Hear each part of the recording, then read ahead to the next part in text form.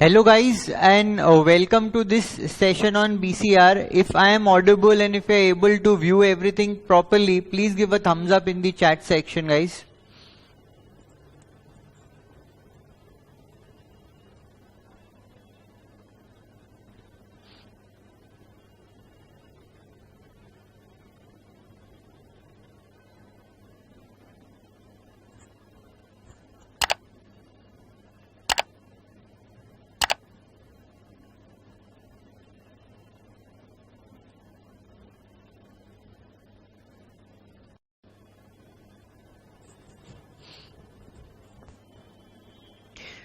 Right, so I am getting thumbs up from all of you, so great, there's no problem.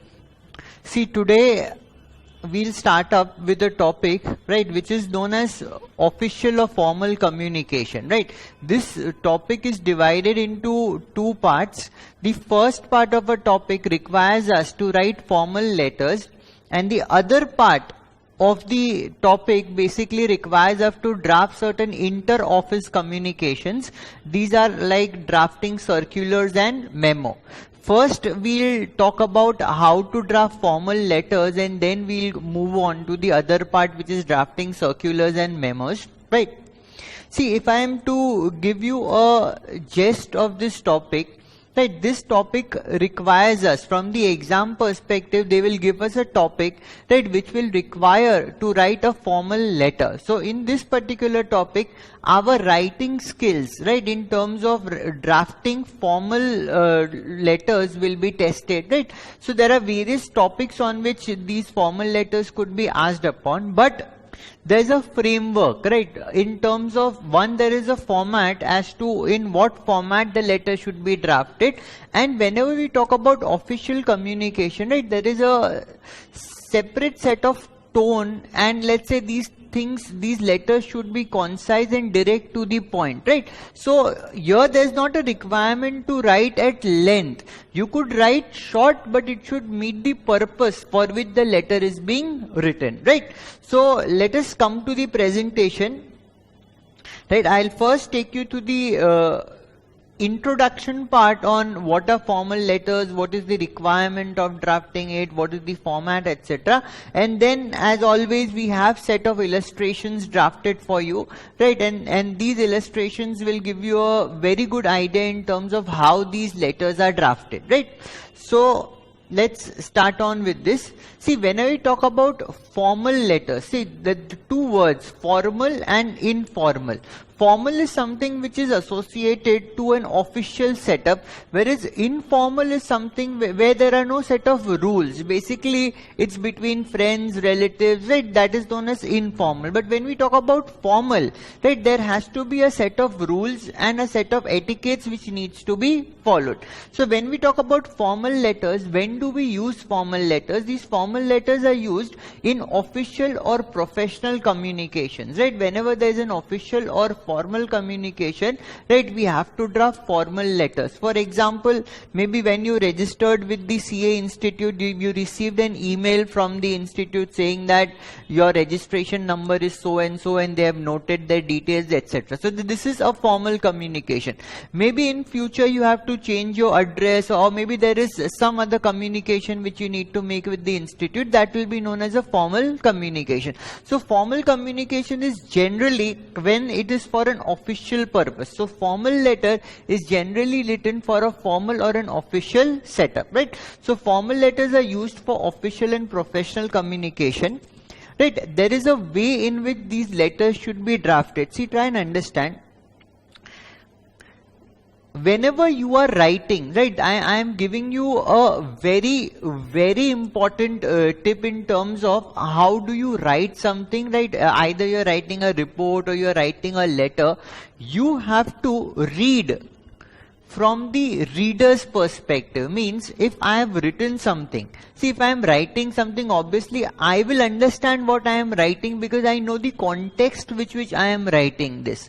But whether the other person to whom this communication is going, right, while he reads this, will he be able to make the same sense out of which I am trying to communicate, right? So it's very important that whenever you are drafting something or whenever you are writing something, always think from the reader's perspective, right? Whether the person who reads what you have written is getting the same sense out of it or not. So again, I want you to type in the chat section. See, whenever you are writing something, right, either a report or a letter, etc., what should you keep in mind, right? Whose perspective should be in mind while you are drafting these communications? For your communication to be effective and you are able to communicate your thoughts, your ideas, your requirement to the other person, right? Whose perspective should you be thinking from while you are drafting something? Quickly, guys. Very good. Reader's perspective. Everyone, I want response from everyone, because this will be there with you and this will help you throughout your journey, right? Because whenever you are writing something, you have to be very clear of the fact that the reader should be able to understand the intended communication in the same sense that you are drafting it, right? You have an idea about it, right? So when you read yourself, right, what you have written, you may be able to make sense out of it. But if you read from a layman's perspective who does not have any clue about what you are trying to convey, and reading from that perspective, if you are able to understand the sense of the letter, then you are a very good writer. You are able to communicate your thoughts, ideas or problems to the other person, right? So always when you are drafting, it should be from the reader's perspective. Read it, right? Always it's important to proofread whatever you have written. And while you're doing a proofreading, please read it from a layman's perspective, right? From the perspective of the reader who is going to read it for the first time, whether you are able to convey that sense or not, right? So when we talk about formal letters, these are used for official and professional communication.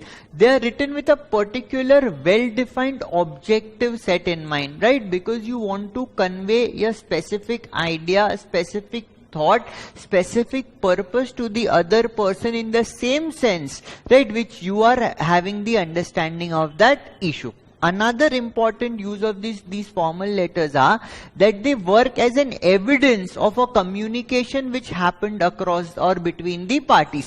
For example, if we talk about verbal communication, right, if I say something, right, tomorrow I may say that I did not say that, and there might not be any evidence of proof of whether I said that particular thing or not. But if there are, let's say, communications which are drafted, written, right, they act as an evidence as to something was communicated or something was put forth, right? So they can be used as official records of communication between two parties, so that if there is a dispute or a confusion, right, you can support your case with the help of this evidence.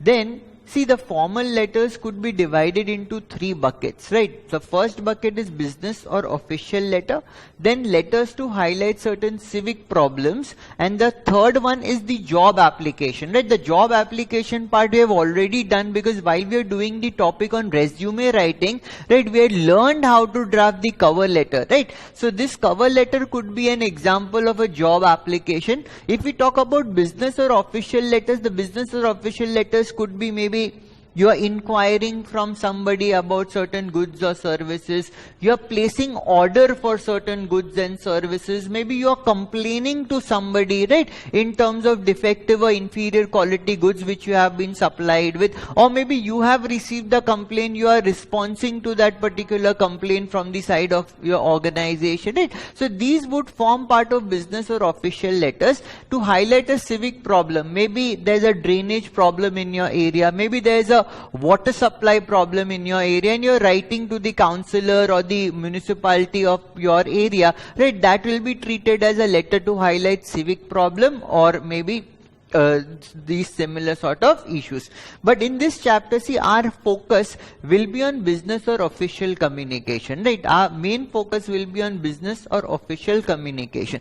So whenever we are doing a business or an official communication and we are writing a formal letter, it has to follow a specific format. We'll come to that particular format, right? You should leave lines behind between the paragraphs so that it appears neat and clear and it is easy for the person who is reading it, right? You have to mention the reason of writing the letter in the very first paragraph. Be very careful about this, and please note this, that whenever you are writing a formal letter, right, your purpose of writing the letter should be there in the first paragraph itself, so that the reader on the onset gets to know what is the purpose for this, for which the letter has been written, right? Keep the language simple because it should be understandable, right? Add details and information, provide whatever information and detail is required for the other party to understand the situation properly, and be gentle and be courteous, right, in your tone, in your approach while you are writing an official communication, right?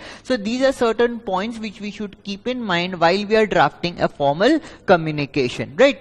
Then, see, these are the various types of formal communication which may be tested in the exam, right? So now we are talking from our exam perspective, right? In our exam, we might get a 5-mark question on this topic. This 5-mark question will be drafting a formal letter, right? The formal letter could be a letter of inquiry, could be a letter of order, could be a letter of complaint, could be a reply to a complaint. Promotion letter means you are promoting your goods or services to somebody.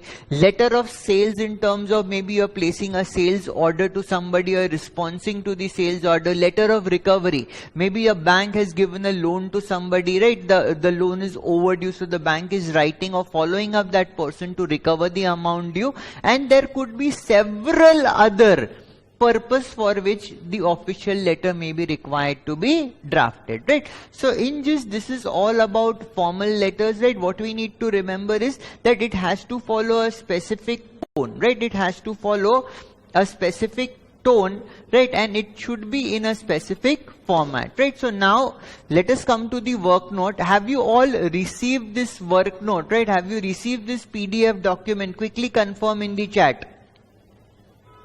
Have you all received this document?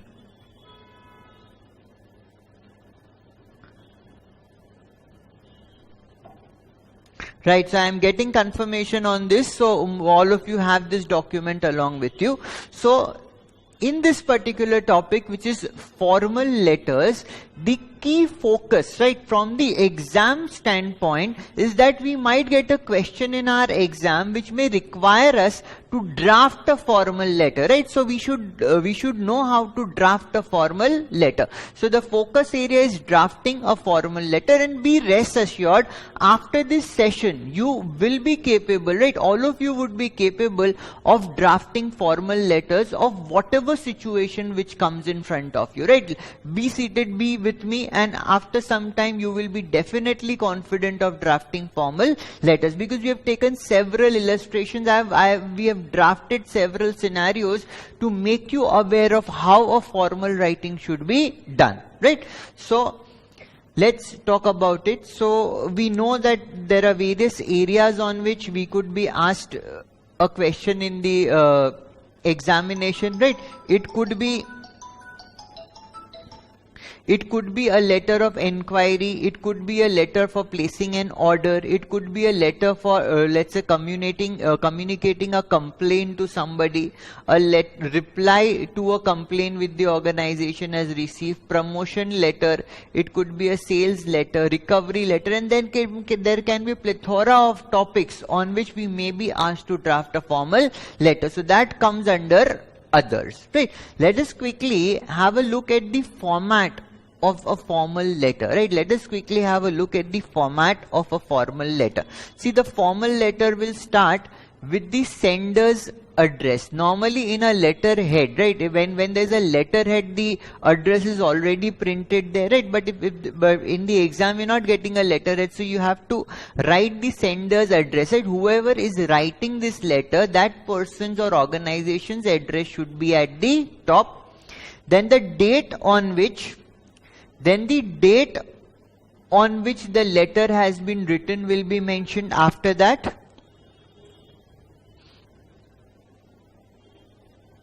Right, after that, name of the recipient. If you know the name of the recipient, it should be there.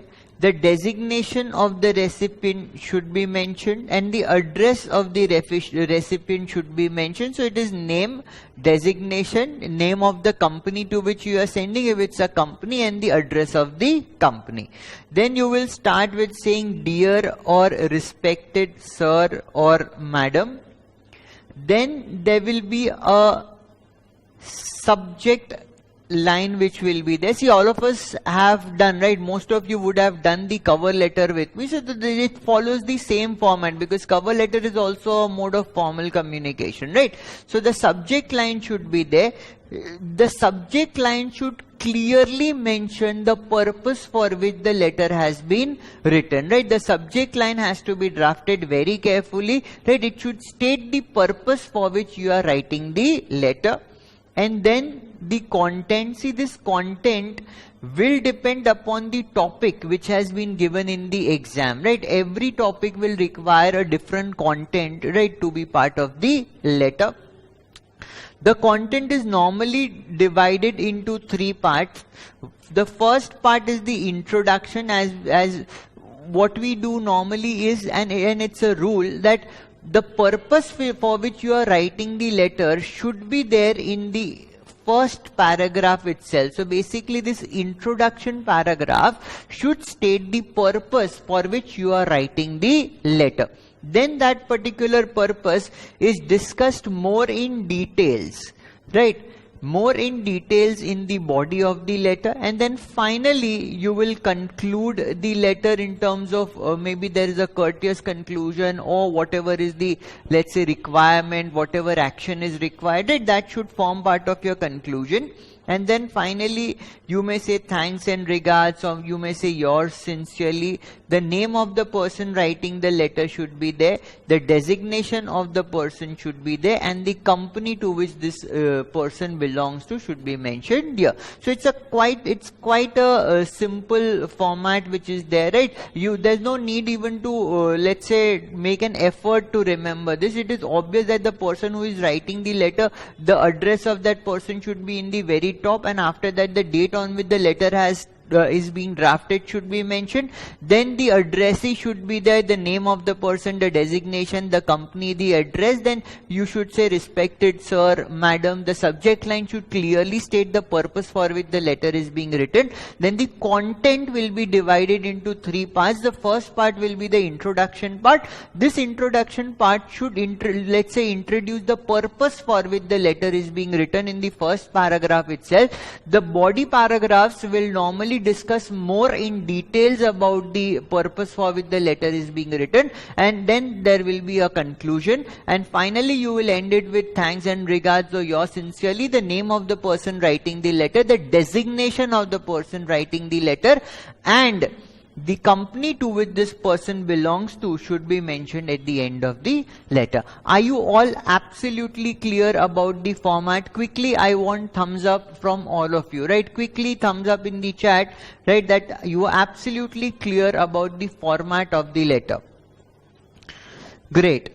Nandini is saying that, sir, don't you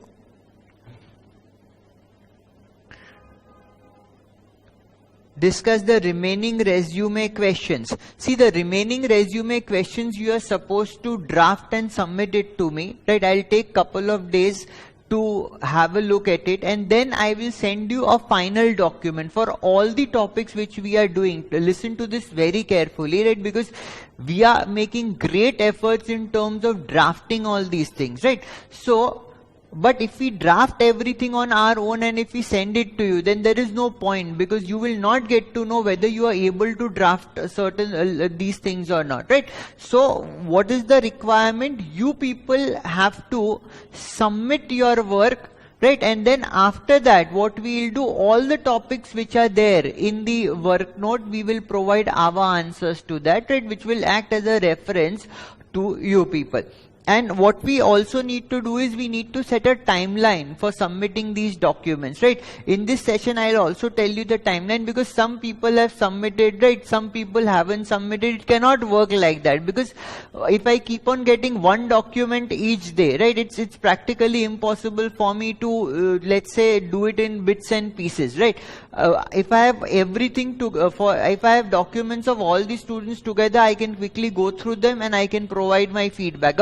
But if one comes today, one comes, let's say, 3 days after, it's not possible. So after the session, I'll tell you the deadline. By that particular time, each and every one of you will have to submit your work, and then I'll, let's say, draft the answers to the things which you have drafted, and if required, we'll discuss it as well, right? Is it clear to everyone? Right, so now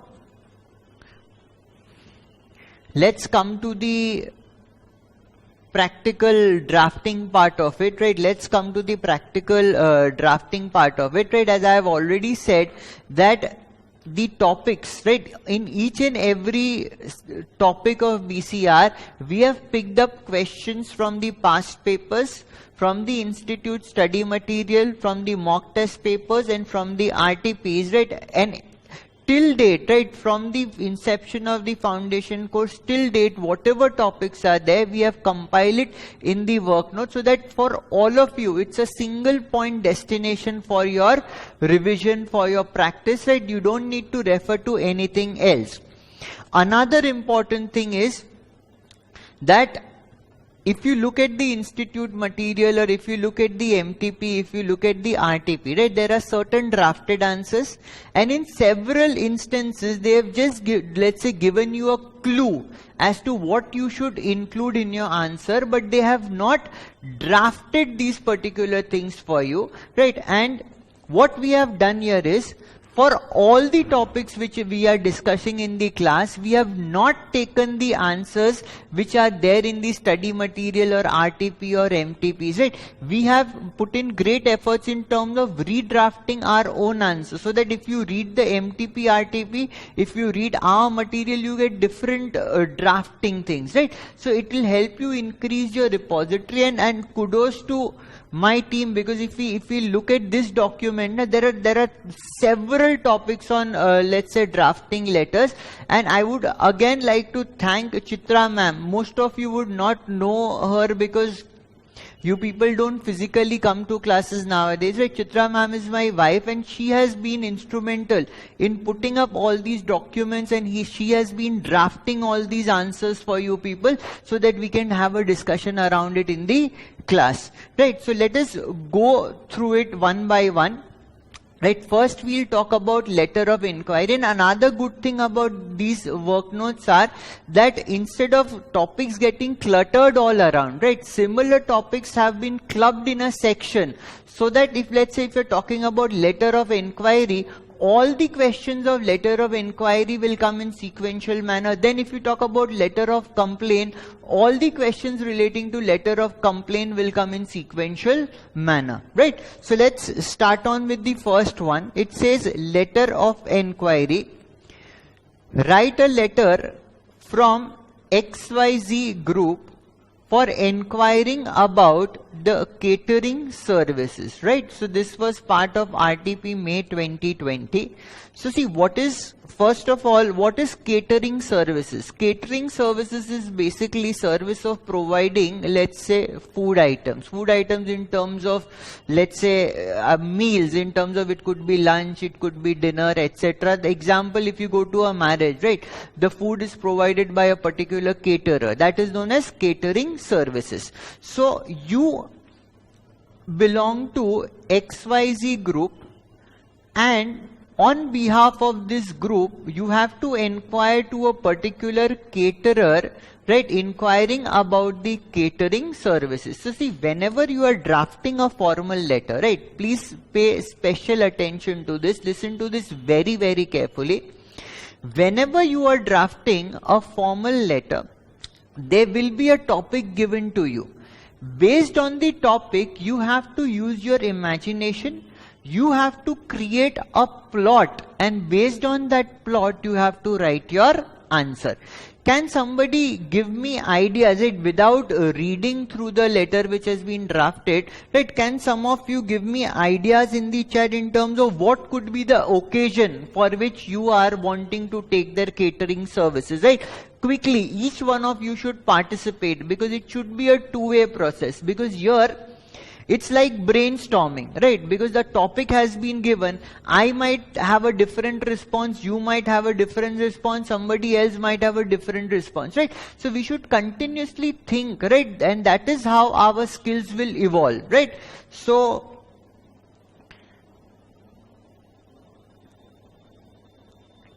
let's say, let me read it. Right, so Smith is saying foundation day, good. Then Nandini is saying farewell, okay, no problem.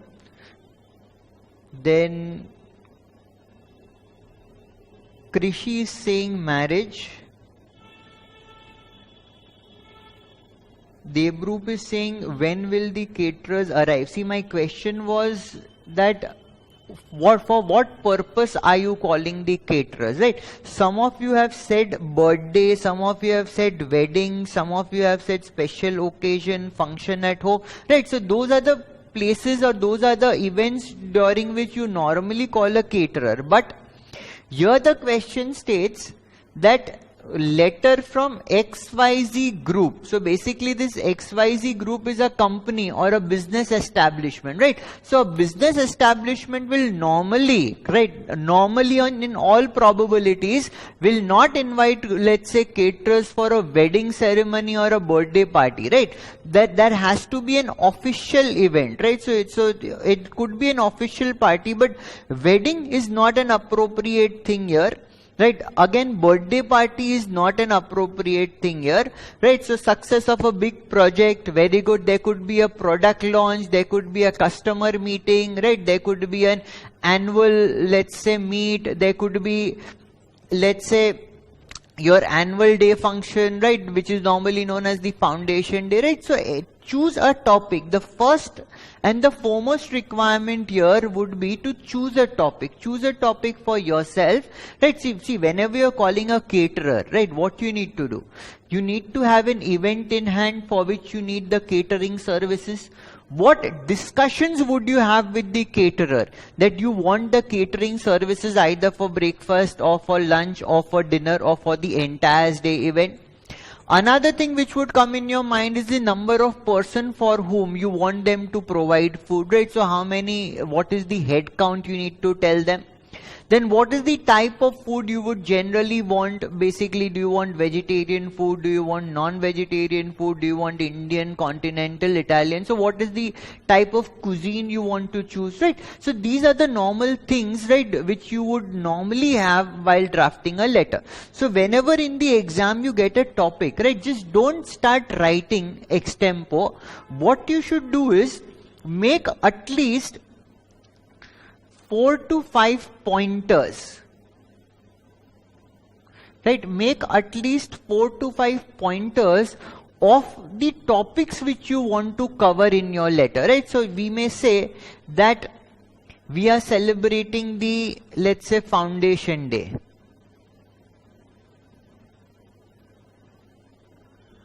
Or maybe there is a sales meet, or maybe we can say that there is a product launch, right? There could be various official purpose for which there could be a gathering, right? Maybe there is an annual general meeting, there could be anything. Second, what you need to talk about or have a filler about is that what will be the head count,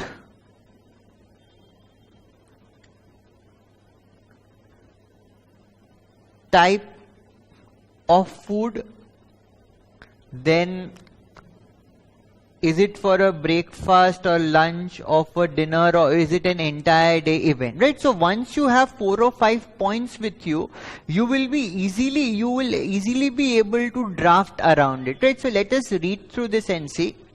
See, first of all, we have the sender's detail, right? This is the sender's detail. It is XYZ Group. The address is 24 Sunny Park, Kolkata 700016. Now see,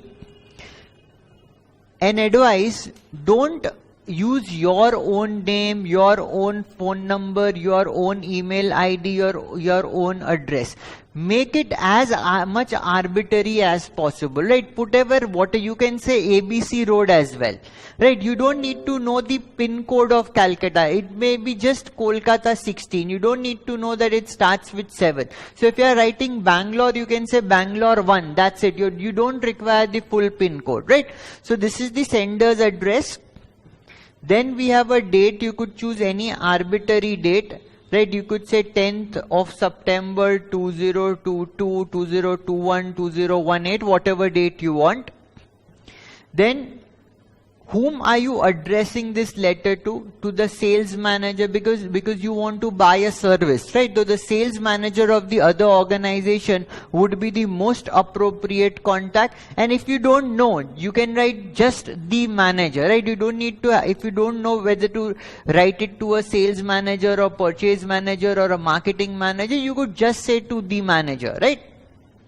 So the sales manager, ABC Catering Services, 42 Rainy Park, Kolkata 61, right? You will start with saying dear sir or madam.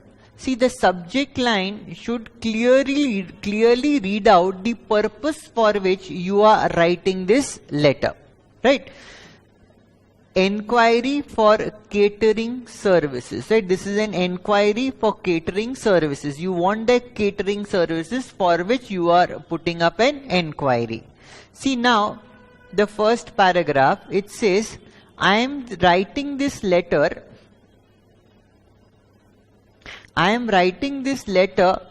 to inquire about your catering services, right? So the purpose for which you are writing the letter is upfront in the first paragraph itself, right? I am writing this letter to inquire about your catering services for the occasion of annual customer meet of our company, which will be a full day event, right? So this is the introduction part, that what is the purpose for which you are writing the letter.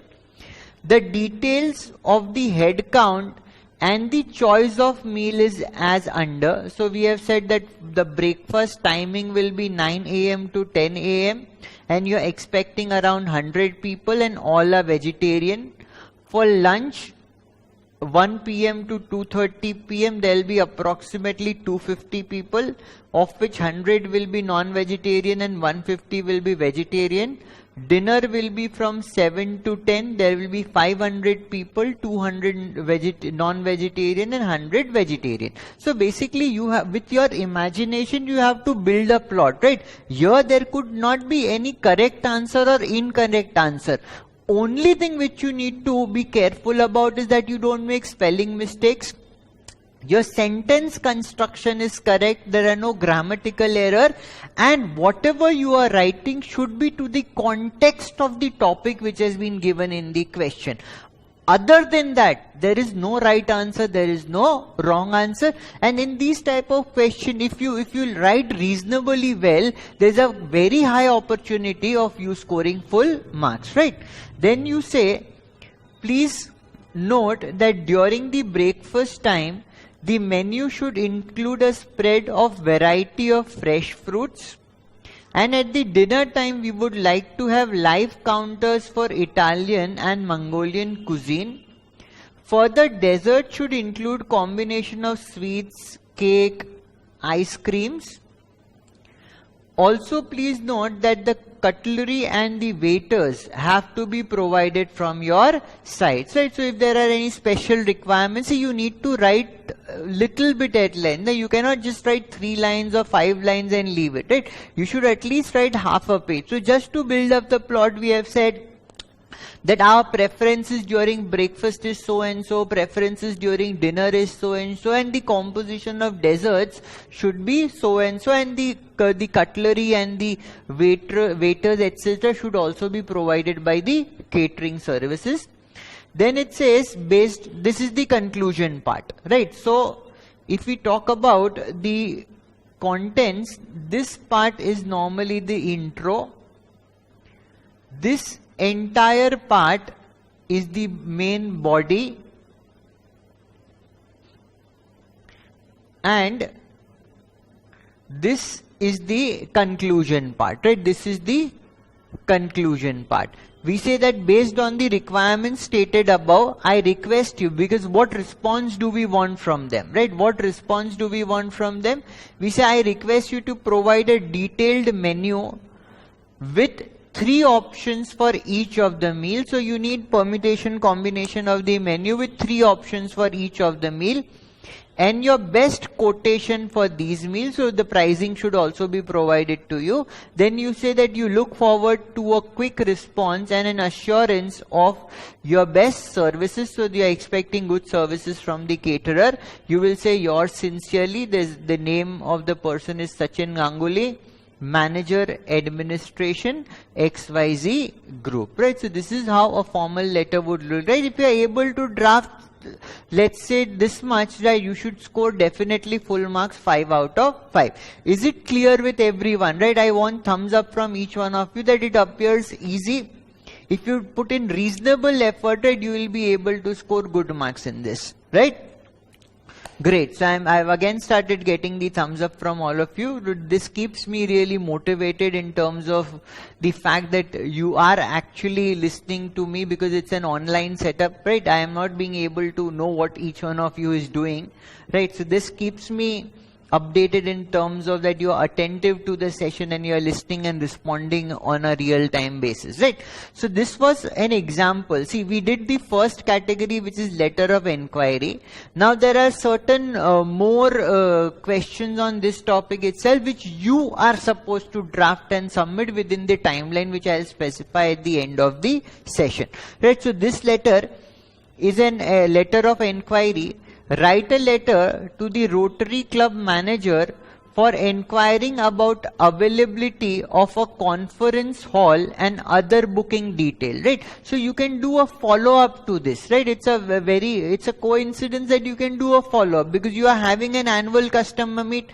So you have to have a venue in place for the annual customer meet. So in this topic, you could say that I am writing this letter to inquire about availability of a conference hall for the annual customer meet, which we have planned on this particular date. And you could say that we are expecting around 500 people, and you need, let's say, for making your presentations, you would need projectors, screens, you would need sitting arrangement, etc., right? So whatever requirements come into your mind, you can write it. So it's again a follow-up. Somebody who wants to do a follow-up of the above can do it. Somebody wants to do a fresh topic. Can somebody give me an idea of topics which can be used for this? Because as I told you, you have to draft certain points, right, to write your letter. So what could be the event for which you want to book this? Very good. Prize distribution ceremony, very good idea. What could be the other topic? Quickly, guys. See, all the topics which we discussed in the above case would be relevant here as well, because you want to book a conference hall. Now, whether it's a company, whether it's a school, whether it's a private event, we don't know, because here it's not saying it's about the company, right? Very good. It could be the annual general meeting of a company, right? So you have to first choose a topic, and then when you're booking a conference hall, you need to talk about the packs, means how many people are you expecting.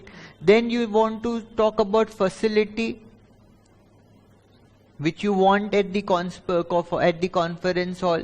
You should mention the date on which you want it. You should mention the time period for which you want it, right? So these are the various points which should be covered in this particular letter. Right, then we move on to the next topic. Again, it's a letter of inquiry. It says, as the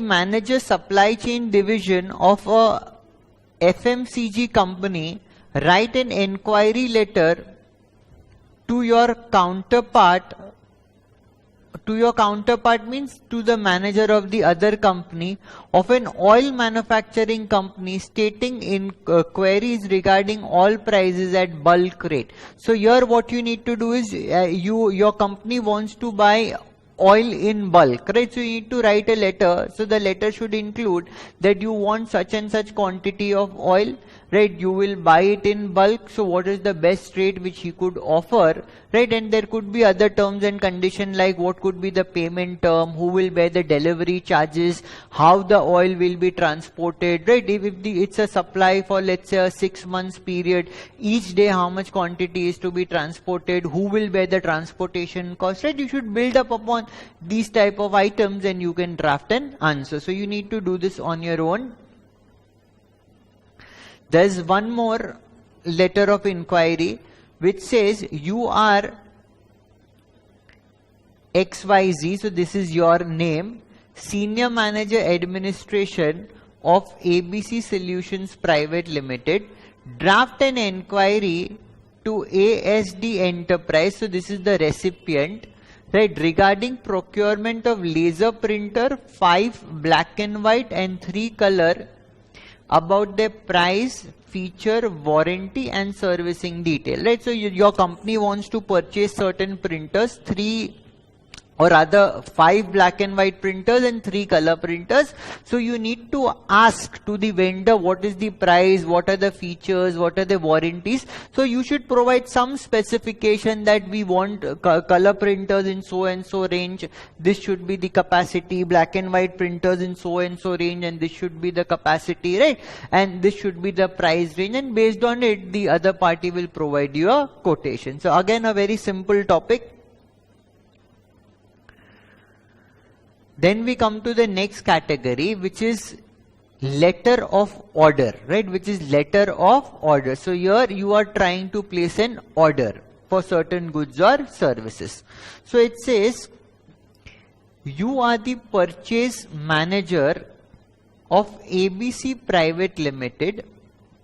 Write a letter for placing an order for furniture items for the new office premises of the company. So you are the purchase manager and you are moving to a new office and you want certain new furniture items for that office, right? So you need to write a letter placing an order. So again, simple, you have to state whatever items. So if I talk about 5 points, rather let me take it from you. If I talk about the 5 points or 4 points which you could first plot while writing this letter, quickly shoot it in the chat, guys. Quickly, what are the things you would consider before you start drafting this letter? What pointers you will keep in mind and based on which you will draft it? See, Vishal is saying quotation. Quotation would not be correct here because here you are placing an order, right? So if you are placing an order, you already have a quotation, right? Because you cannot place an order and ask for the quotation. So the quotation will not be correct. Dimension of furniture, durability, choice of wood. See, again, this could be something like when you are inquiring, you would say that you want such, okay, in your order you can say that the dimension should be such, the model number should be such, okay, warranty, delivery time, cash on delivery, what is the quantity of furniture required, right? So these are the various points which should be kept in mind while you are drafting this letter in terms of how much quantity of what item do you want, right? What should be the delivery time? What should be the payment terms and condition? Who should be responsible for delivery and who should bear the delivery cost, right? During, let's say once the furniture is delivered, right, within what time the furniture should be installed, right? What is the warranty period for that furniture, right? These things should form part of your placing an order. Right, specification of numbers, discounts, offers, right? So see, when you talk about discounts and offer, again that tantamount to an inquiry, right? When you are placing an order, be assured that the price and other terms and conditions are fixed, just that you are formally putting it into documentation, right? So let's read it, we'll get a very good idea. ABC Private Limited, 24 Corporate Park Hub, Kolkata 11112. So this is the address of the sender. Then we have the date. We say the manager sales Sterling Furnitures Private Limited, 20 BK Road, Kolkata 73. So these all are fictitious name, fictitious addresses, right? You can use as per your choice. Then I am saying, dear sir, subject. Now the subject should clearly bring out the purpose for which the letter has been written. So it says order for furniture items, and you are stating PO number so and so. So basically, see, whenever you are purchasing something, right, normally there is something known as PO, which is your purchase order. So you will raise a purchase order on the supplier, which will specify what all items do you want. So if you want, you can let's say mention a purchase order number as well. Then it says, this is with reference to our discussion. Matlab we already had discussion and now we are placing the order. And visit to your warehouse for viewing various office furniture items. We are pleased to place order for the undermentioned items. So now you are placing the order for the undermentioned items. So what are the items for which you are placing the order? You want to purchase computer table. Mention any fictitious code. Mention the quantity, and this is the rate per unit which you have agreed with the seller. Roller chairs. Mention the product code, mention the quantity, mention the rate per unit. Filing cabinets, mention the product code, because this product code gives us certainty that what type of product you are ordering is fixed and identified by you. Then again you mention the quantity and you mention the rate. Then you say other terms. So first we talk about delivery. To be made by 25th of September without any extra cost. So you're writing the letter on the 10th and you want the delivery on 29th. So be careful that this date should be the date after the date of your letter. Installation to be made by you without any extra cost within 5 days of delivery. So whatever terms and conditions you have agreed with the vendor, you are putting it in documentation so that in case there is a dispute in future, right, you can refer back to this, right, which will help you. Then warranty. It is 1 year from the date of installation, so all the terms and conditions have been specified.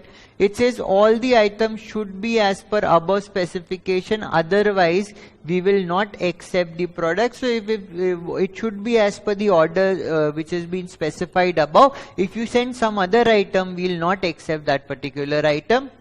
Then you are also saying, please find attached check number so and so drawn on such and such bank, which is ICICI Bank, for rupees 50,000 as an advance against this order. So you are also giving an advance of 50,000. Then you are saying, as agreed, the balance payment will be made within 30 days of installation at our office premises. Then you say, looking forward to quality product and services. Yours sincerely, the name of the purchase manager, the designation, and the name of the company which is purchasing this product should be mentioned, right? So appears to be easy. Everybody confident? Quickly, thumbs up from your side, guys, quickly. So it's a very simple topic, right? Basic writing skills will help you fetch good marks in this. Deproof is saying, sir, can we include warranty in both enquiry and order? Right? You can see, in case of enquiry, you would ask what is the warranty period for the product. In the order, you will state that this should be the warranty because we have agreed upon such a warranty period. Is it clear, Debroo?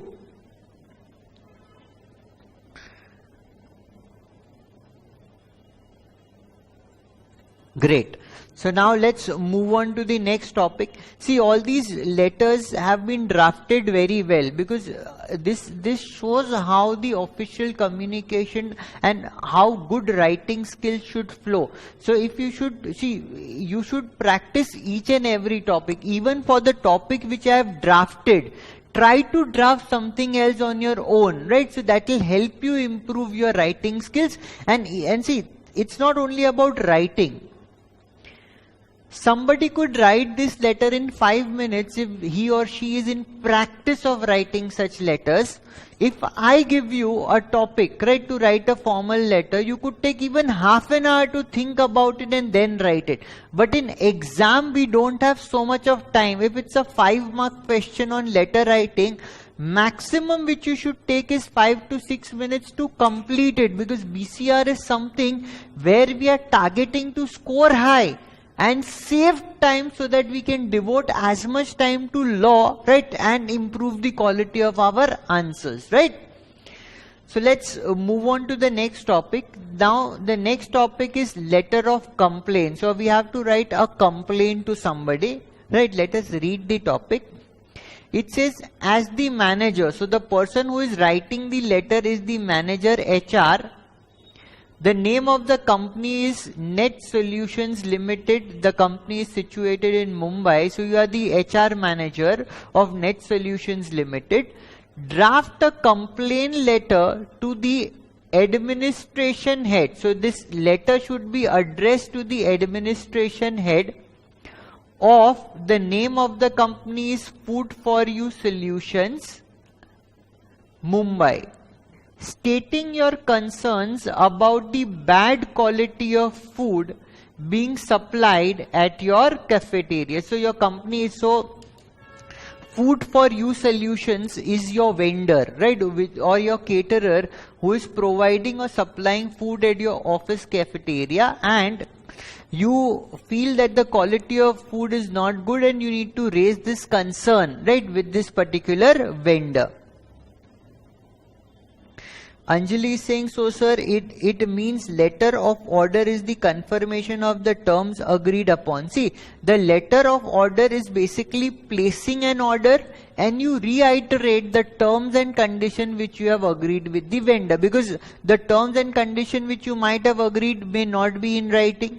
Right, so you want to reiterate and be very sure that these are the quantity, prices, product code, and these are the terms and condition on which you are buying, right? So it's both. It's about confirming the order that you are placing as well as the terms and condition relating to that order. Is it clear, Anjali? Great. So now I want each one of you to draft a subject line and send it in the chat. In relation to this particular letter of complaint, draft your subject line and send it to me over the chat quickly. So here what are we supposed to do? You are the manager HR of Net Solutions. You have to draft a complaint letter to the administration head of a company known as Food for You Solutions. You have to state your concern about the bad quality of food supplied to you at your company cafeteria. So complain for bad quality of food, okay. Complain about quality of food, complained about quality of food supplied, complained about poor cafeteria food. Quickly guys, I want everyone, see there are only few people who are sending in. Quickly draft and send. Complain about bad quality of food supplied, complain about poor quality of food, complain about bad quality of food supplied. See, as a trick, right guys, good, those who are drafting it, I am very impressed.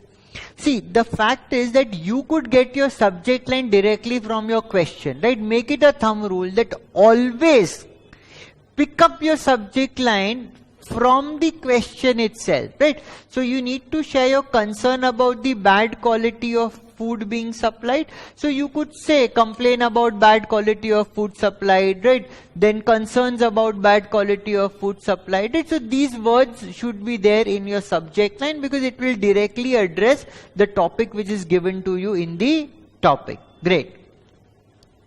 So we say Net Solutions Limited, 24 Nariman Point, Mumbai. So this is the sender, this is the date, this is the addressee or the person to whom the letter is being written, which is administration head, Food for You Solutions, Mumbai. You will have to say, dear sir, madam. The subject line should read, reporting poor quality of food being supplied to our cafeteria, right? So you're writing this letter to report the poor quality of food which is being supplied to you at your cafeteria, right? So now how do we start with this? Right, we say with great concern. See, for all these topics, you will get a different drafting in the MTP, RTP or the study material wherever we have taken this topic from. So you could read both, right? So that will give you more idea in terms of how one particular topic can be addressed in different ways, right? So with great concern, I have to report that there is a significant degradation. Degradation means the quality has fallen significantly, right?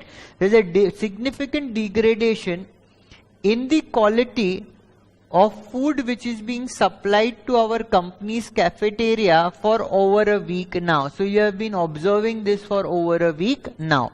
During the last week, there has been several instances of our staff reporting stale and inferior quality food items, and we have also received complaints of health issues faced by our employees after having meals at our office cafeteria. So you have straightforward in the first paragraph of paragraph itself, you have stated your concern. You have said that the quality of food is bad. You are saying that the employees are reporting to the HR team about this bad quality of food, and also there are several employees which are facing health issues, right? Who are facing health issues after consuming food at the office cafeteria.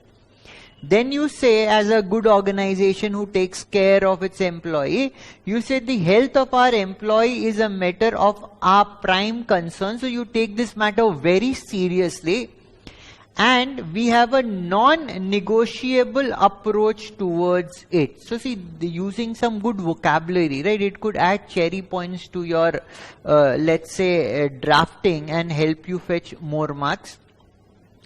Please consider this matter with high priority and take immediate action to ensure the best quality and wholesome food. Wholesome means healthy.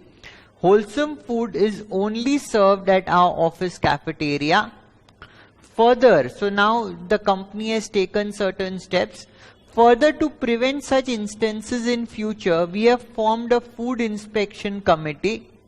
The members of the food inspection committee will first check the quality of food, and then it will be allowed to be served to our employees. So this is a, let's say, preventive measure which has been implemented by the company after these complaints. Please note, if corrective actions are not taken on an immediate basis, we may be compelled to terminate our contract. Compelled would mean forced. We will have no other option but to terminate our contract. Looking forward to a quick turnaround. So quick turnaround would mean that you will quickly correct the situation, right? So quick turnaround means you should serve good quality, let's say, food going ahead. Best regards. Name of the HR manager is there, his designation and his name of the company is also stated here, right? So is it clear to everyone? Quickly thumbs up, guys. So after every drafting we read through, you should put in thumbs up, and if there is any question, very importantly, if there is any question, you should state here. And I am very much hopeful that with the level of drafting which is being provided to you, right, it will help you to take your drafting a level up, right? Because if you use good sentence construction, right, good variety of sentence construction, good vocabulary, right, it will help you as you go forward in your professional journey as well.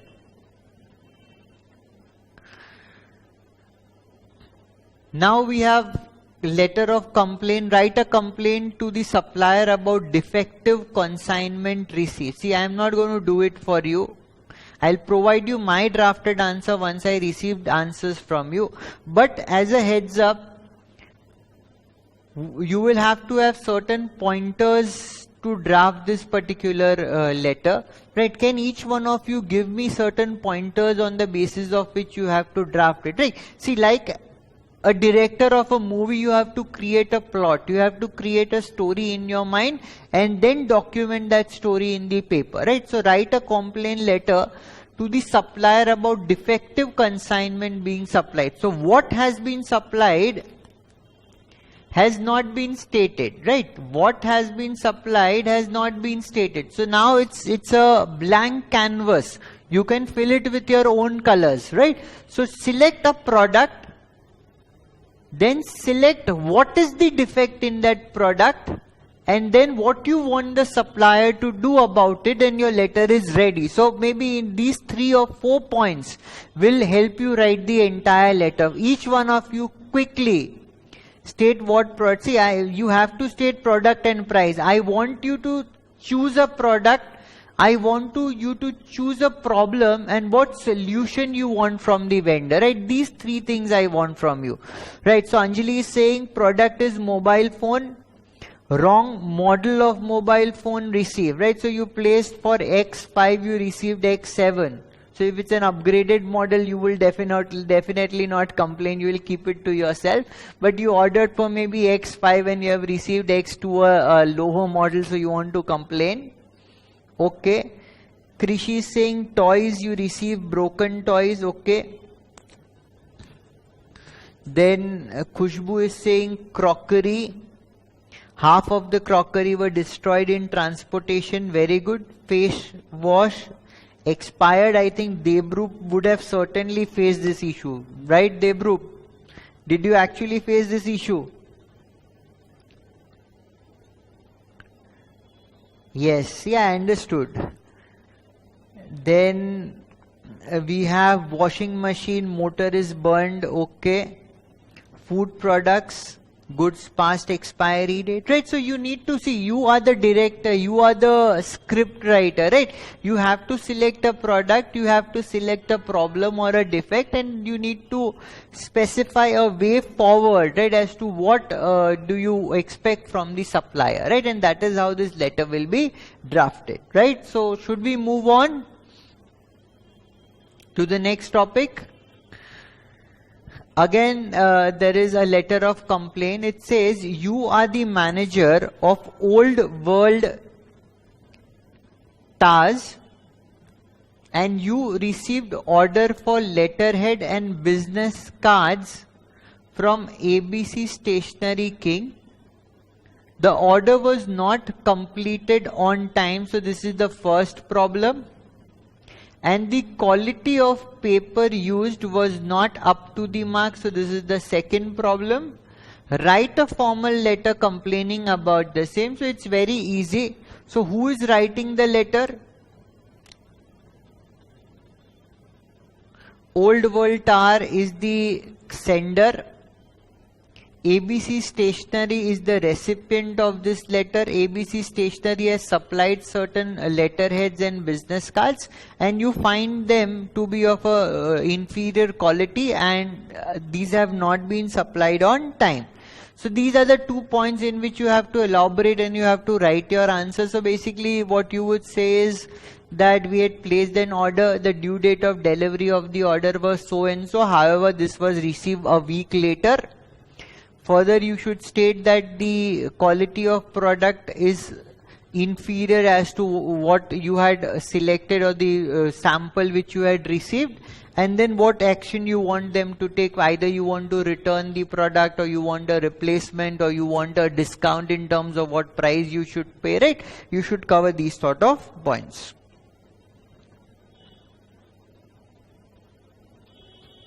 Now let's come to the letter of complaint. That's the next one. So the institute is asking you to draft a letter of complaint quite many times. You bought a printer few days back from a leading chain of electronic stores. So you choose your electronic store from where you bought this. Now you found a new defect. Now you find a few defects, right? So you find few defects and it's not working. Write a letter to the dealer complaining about the problem and requesting him to rectify the problem or replace the printer. So maybe you can select your make. right? Whatever make you have purchased it, whatever retailer you have purchased it, can you tell me about the defect in relation to a printer? Maybe you will have to select couple of defects. So what defects would you choose in this case? I want to see your answers quickly, guys.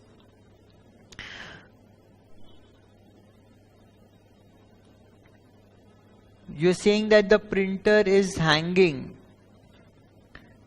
Leakage of cartridge, very good. Ink nozzle of the printer gets choked. Clogged rather. Okay, what else? Because see, if this comes in the exam, right? If you have to get this right, you have to identify a problem with the printer, right? If you haven't used the printer, let's say ever, then you might not know. But then normal issues in relation to the printer could be that the ink is not, let's say, printing properly, the printing is not proper. Another problem could be that the paper gets stuck inside the printer and the print is not coming out, right? The printer is not able to take the paper in very good. So it's not taking the paper. If it is taking the paper, it gets jammed within the printer itself. The print quality is not good. The printer is getting overheated. The printer is getting choked and it's not printing the paper.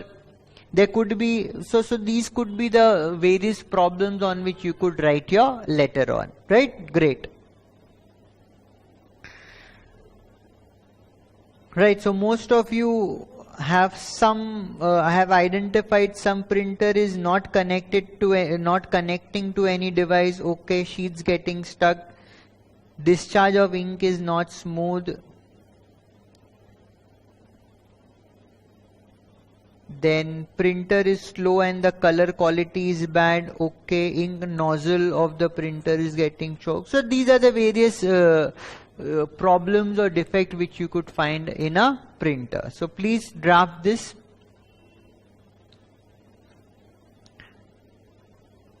Next topic which we get is reply to a complaint. Right, reply to a complaint. You received a complaint from a customer. Please draft a suitable reply. So see, here I have given you again a blank canvas, right?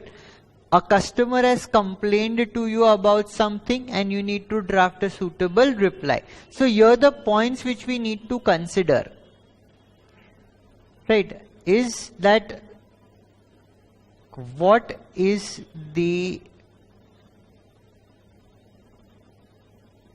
customer's complaint. Quickly, you know what I want you all to do. Identify a complaint from a customer and shoot it in the chat. Quickly, guys. Even for those who watch it on, let's say, pen drive mode, mobile app mode, or maybe if I upload it on YouTube, try to identify, try to write certain points here, right? And then see how the discussion evolves. Quickly, guys, I am waiting. What could be your customer complaint?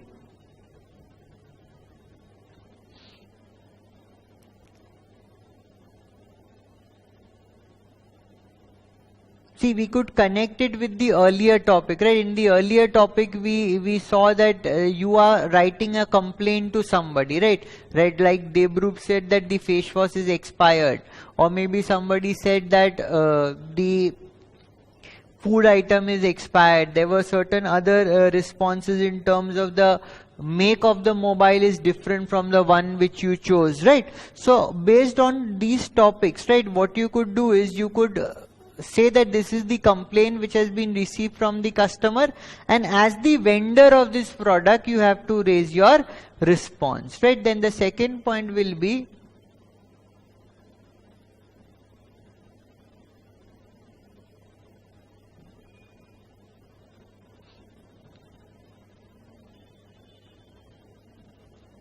right. So if we, I'll try to, let's say, discuss it taking examples of certain product. Let's say the customer complaint is that you have received let's say a face wash which is beyond its expiry period. So as a vendor, what you would say that on the onset we would like to apologize for the inconvenience caused to you.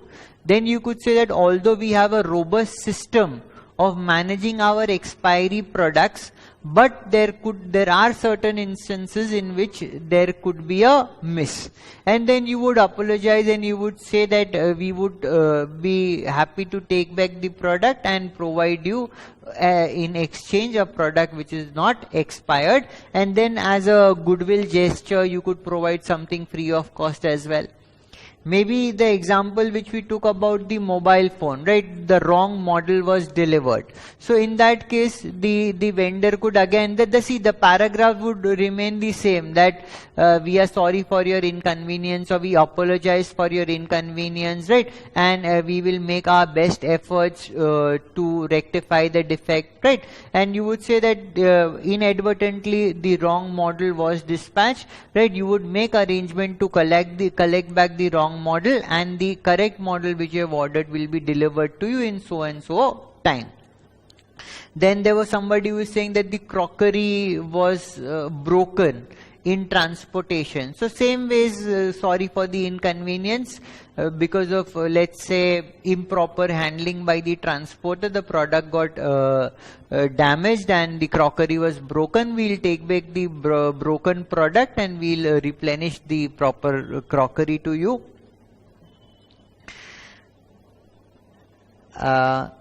Sir, our serviceman can try very fast to change the printer in 2 working days. Very good. So the printer problem, the customer complained about the printer. So here the vendor is responding that within 2 days we'll try to rectify the defects. Very good, Joydeep. Complaining about the after service of the product, or complain about the defective goods and its after service, right? So whatever, see, you need to create your plot, you need to identify a complaint, and then you as a vendor you need to give a solution as to how you would rectify that complaint, right? Is it clear to everyone? Let's move on. So there's a great variety of topics that we are discussing that we are taking up for discussion today.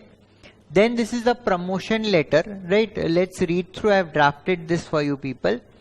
It says write a letter for opening, write a letter of promotion for opening new branch of the bank XYZ bank. So देखो यहाँ पे the thing is that it says write a letter of promotion. So what would a letter of promotion mean? Here the letter of promotion means that you need to promote your branch, right? You need to promote your branch to the prospective customer or client and induce him to open his account in the branch or the new branch which has just opened up, right? So write a letter of promotion for opening new branch of XYZ bank. So who is writing this? Obviously somebody, the manager from the XYZ bank. So it says XYZ bank 24 MG Road, Kolkata 20. The date of the letter is there. Whom are you writing this letter to? You are writing this letter to the financial controller of Magma Consumer Products Private Limited, 10 MG Road, Kolkata 20. So this is the address of the recipient. You are saying respected sir, madam.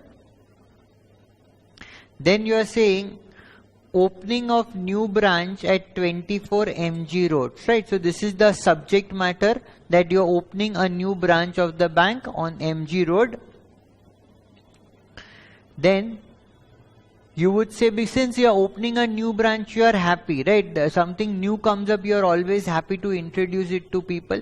So you are saying that we are glad to announce the opening of our new branch at MG Road, Kolkata, and with much pleasure invite you to attend the inauguration ceremony on 21st of September at 11 AM. So the opening paragraph sets the purpose for which you are writing the letter. You are introducing that you are opening a new branch at so and so location, and you are also saying, or you are asking the customer or the prospective customer to visit the inauguration ceremony of the branch. Then you're saying we have kept in mind that there are several corporate offices like yours in the vicinity of the branch, and we have gone an extra mile to provide all the banking services under one roof. So you're saying that whatever services you could think of, our branch is providing this service. Our branch will provide, see, normally a bank would provide a locker facility, a dedicated NRI desk, because it's an area where there are a lot of corporate offices, so maybe people from abroad are visiting this area. So NRI desk, they have forex exchange desk and a credit card service desk. The branch will host 3 ATMs which will operate 24/7. So it will be convenient for the employees of various offices. If they want to withdraw cash, they can do it at any point of time.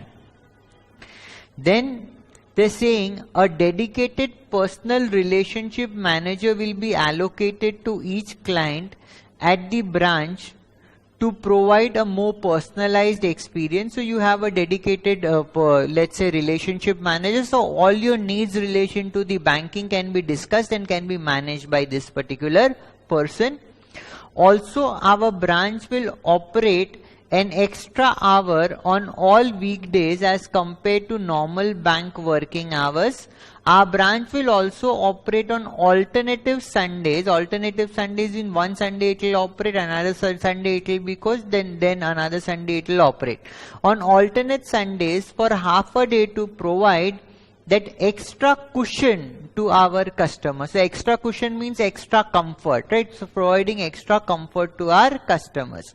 I hope to see you at the inauguration ceremony and look forward to banking relationship with you. So you have all stated that you are looking forward for the person to transact some business with you. Assure you of the best of our services. Thanking you, Jyoti V, who is the branch manager or XYZ bank, and you could also write here MG Road because this bank is specifically situated at the MG Road.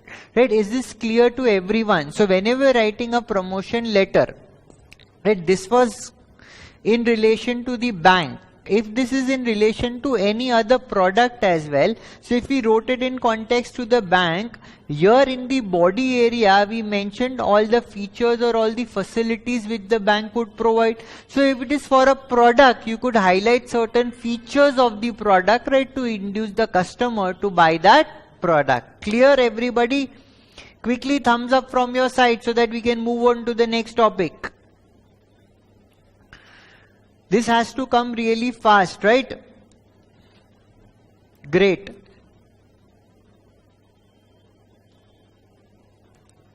Then the next topic which we'll talk about is the sales letter. Right? See, earlier we had done an order letter in which you were placing an order for a product. Here we are writing a sales letter. So let's read and see what's the difference. Write a letter from XYZ Private Limited confirming order placed and other detail, right? So you have received an order, right? You have received an order. Here you have to confirm, right? Here you have to confirm that you will meet the requirements of that particular order. So the sender is XYZ Private Limited, 24 Sunny Park, Kolkata. This is the date on which the letter is being written. You are writing this letter to Arjun Kohli, who is the procurement manager of ITC Hotels Limited, 42 Rainy Park, Mumbai, so and so, right? So this letter is being addressed to ITC Hotels Limited. What is the purpose of the letter? Confirming order placed and other details. So ITC Hotels has placed certain order. Quickly get absolutely clear about the topic. ITC Hotels has placed certain orders and we are confirming the receipt of the order and we are acknowledging that we will be happy to serve you, right? So we are saying respected Mr. Kohli because here we have selected the name of the procurement manager. The subject line states confirmation of your purchase order. So we have received the purchase order from you and we are confirming that we will supply these goods. Confirmation of your purchase order placed by PO number so and so, dated so and so. we are saying, at the onset, I would like to thank you for relying your trust on us and giving us the opportunity to serve an esteemed organization like yours. So it's a very courteous start. You're saying that you thank the ITC hotels for reposing trust on your company and giving your company an opportunity to, let's say, supply goods or services to them. Then you say, we confirm the acceptance of your purchase order as stated above. So now you need to select the products which you will supply, right? So I have selected 200 LED television sets and 200 air conditioners to be supplied at your upcoming hotel in Bandra, Mumbai. The detailed specification of the items to be delivered are stated below. So see, very smartly, here you have to identify a product for which you are providing the confirmation, right? So here I have selected that I am providing confirmation for TVs and let's say air conditioners. Who will buy it in bulk? Maybe any hotel would buy it in bulk for putting it in their various guest rooms. So I am saying for television sets, the make is Sony LED TV. You can choose any arbitrary product code. The dimension, so it's a 42-inch television, quantity 200, warranty is 3 years from the date of delivery. For air conditioners, the make of the air conditioner is LG. The product code is LG BioAir whatever. The capacity of the air conditioner is 1.5 tons. The quantity is 200 units and the warranty is 2 years from the date of delivery. Then you are saying that what is the expected date of delivery? You will deliver between 16th of September to 18th of September. What will happen for the installation will be made from our side within 7 days of the goods being delivered.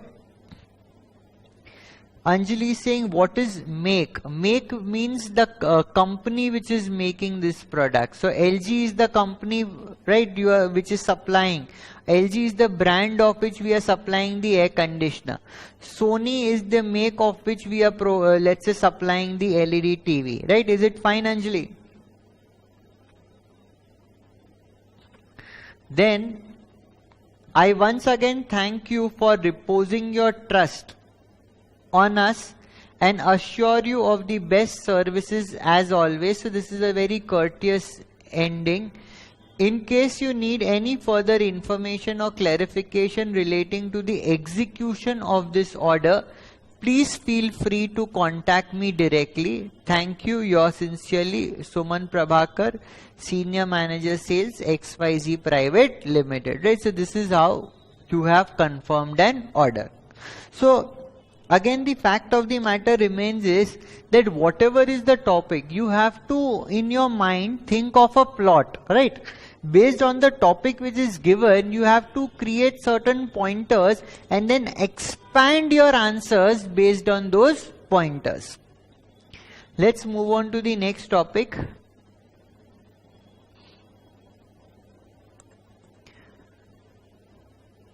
A letter of recovery.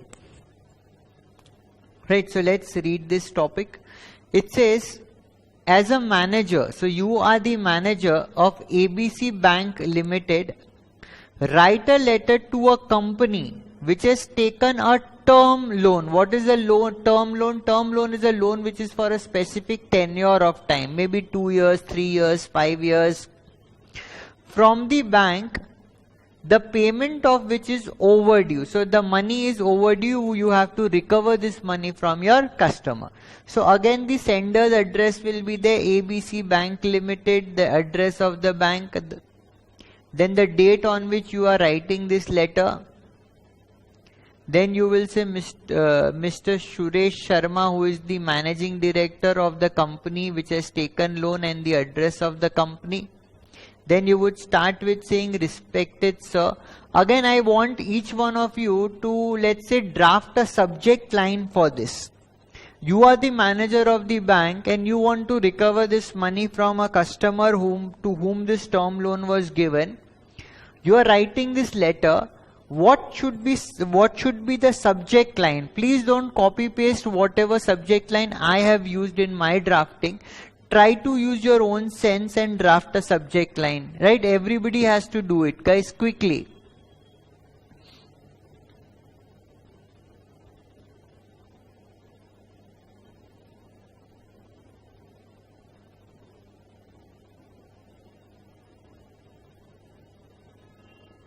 Recovery of term loan overdue, reminder regarding missed installment. See, Smith, it's not an installment payment. Nah.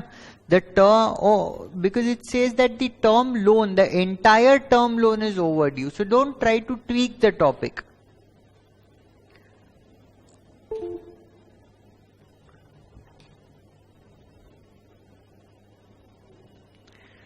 Recovery of term loan, okay.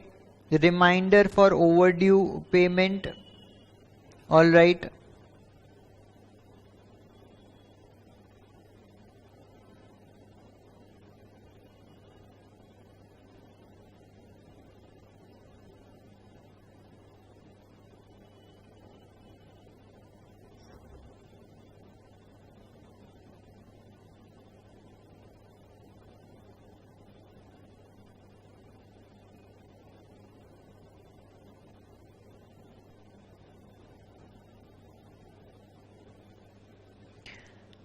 Regarding overdue of payment, your term loan cannot be received. Again, it's a wrong answer. Your term loan cannot be received. It's not about receiving something. Nah. You want to recover the money. So Joydeep, you need to reframe it. Please reframe and send it to me. Reminder for overdue term loan repayment, okay. Arnav, you should add the word reminder for repayment of overdue term loan, because here you are seeking repayment, right? So let's move ahead. See, if somebody is still drafting, please send it in the chat. I'll definitely read and give my feedback on this. So what we are saying is reminder for repayment.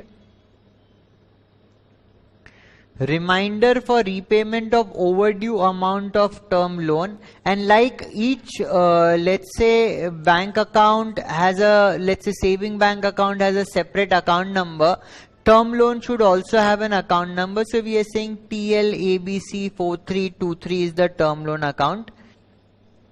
Khushbu is saying requesting to clear the amount due on term loan, okay. So I have specified this term loan number as well. Now see how the letter goes. This letter is with reference to the above quoted term loan facility. So the above quoted term loan facility is this one.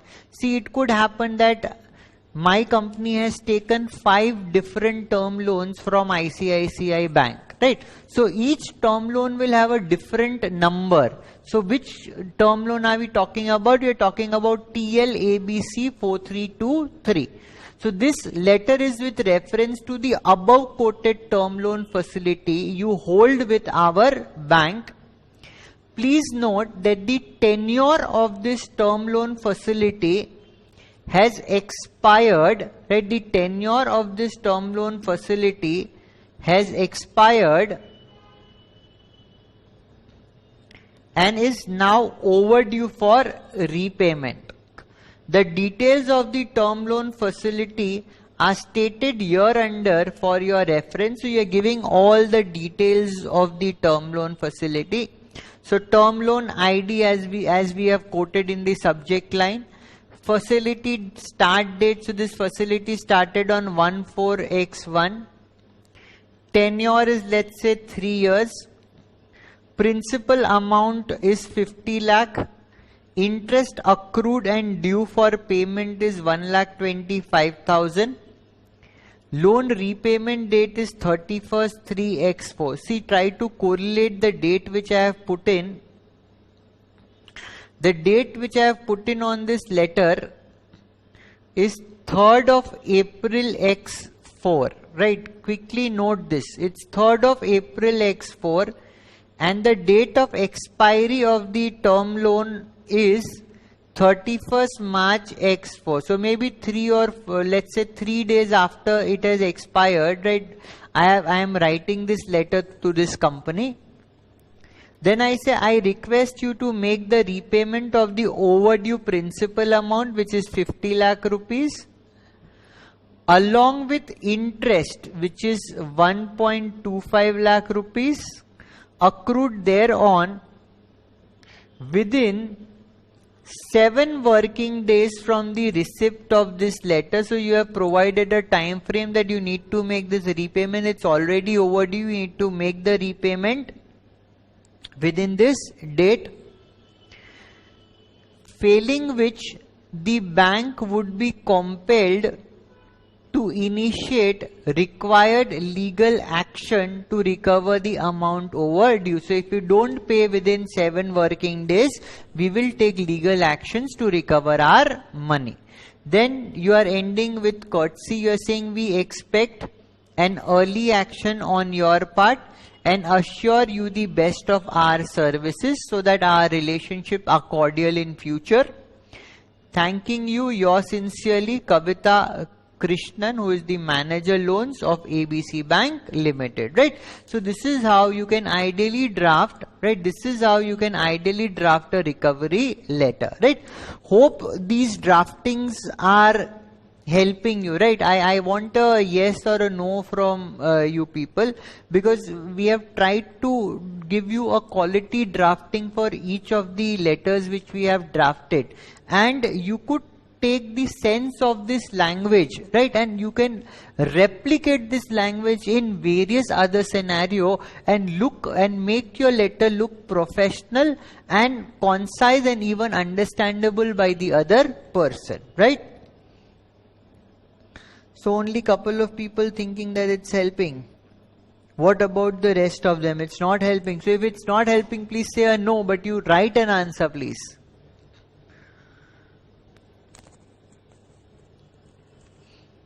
But one thing which is very important is that you have to practice this on your own.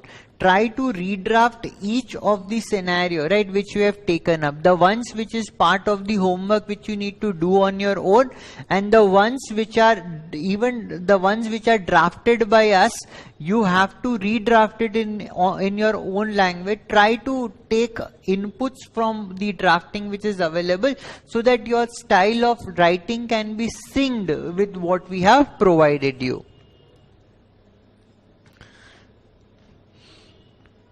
Let's move on to the next topic. It says stop payment, right? So this is another topic which came in, these are actually your exam topics, and this came in November 2019.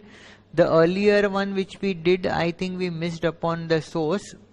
So this was there in November 19.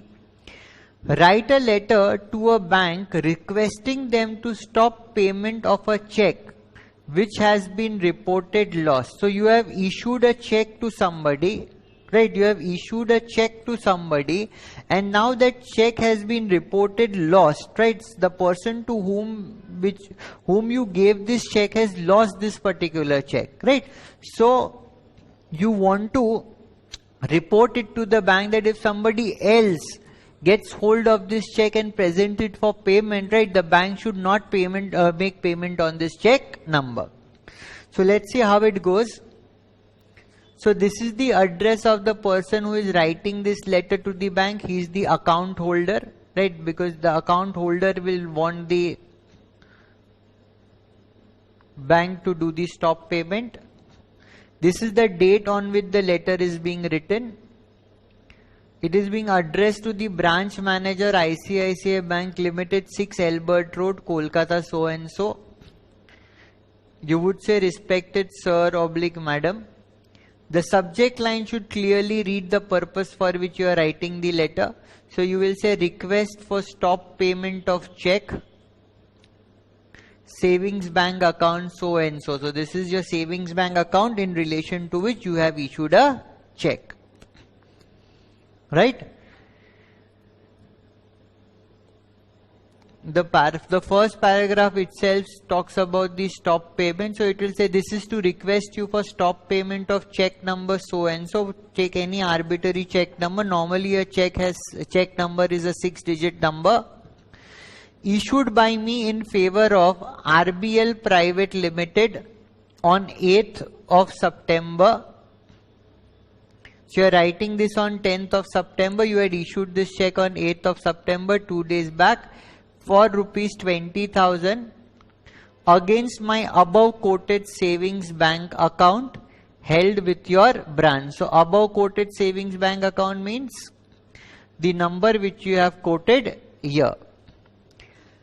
This stop payment has been initiated by me in response of intimation received from the accounts department of the payee. See, all of you have done bank reconciliation statement, right? In bank reconciliation statement, and again you people have done bills of exchange.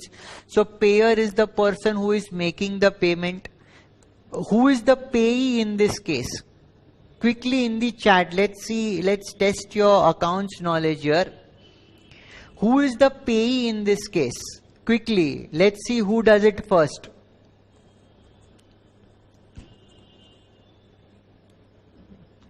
Name of the party. I want the name of the party. Who is the payee? Whether the payee is the person who has issued the check, or it is ICICI Bank, or is it RBL Private Limited? Who is the payee?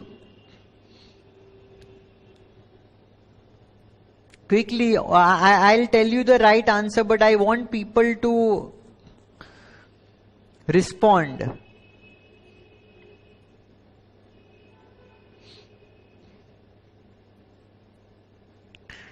Great. So I think most of the people are writing the correct answer. See, pay is the person who is supposed to receive money, right? Pay is the person who is supposed to receive the money. So here we had issued a check in favor of RBL Private Limited. So RBL Private Limited was in possession of this check because it was supposed to receive the money. So payee in this case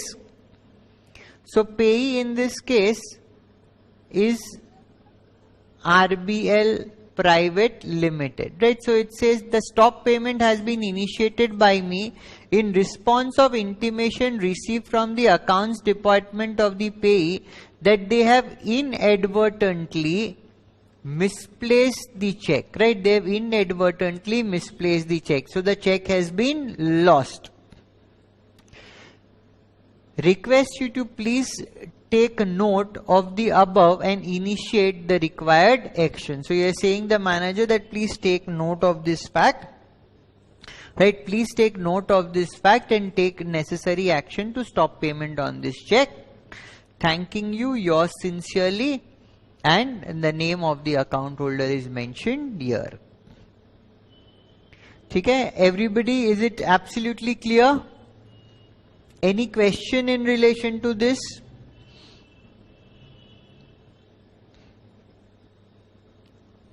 See, the next topic is about postponement of a job interview. Write a letter to an applicant. An applicant means the person who will come for the interview is an applicant. Write a letter to the applicant informing him about postponement of his interview date. Right? So it's quite simple. You had been allotted an interview date. Now that interview date has been postponed to a future date. You need to write a letter and inform. So please do it on your own. Quite an easy topic. Delay in arrival of item ordered. Write a letter to your manager telling him that office equipment you had ordered will arrive a week later than it had been planned. So you were responsible for ordering certain item of office equipment. It was supposed to maybe come today, but now it will come a week later. So you need to inform your manager stating that it will arrive later, and also try to state the reason for the delay, right? Please ensure what will you will say tenure of the delay.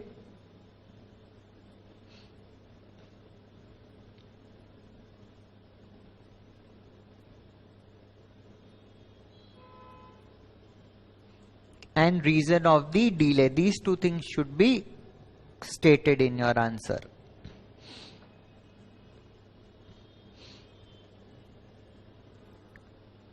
Next, accepting invitation.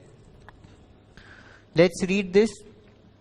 Write a letter to Mr. Shyam accepting invitation as a guest speaker for a talk. So you have been called for a talk, right? Maybe in a school, maybe in a university, maybe in a talk show, and you are let's say accepting that invitation and you are responding in an affirmative, right? Please write a subject line for this. Everyone quickly write a subject line for this.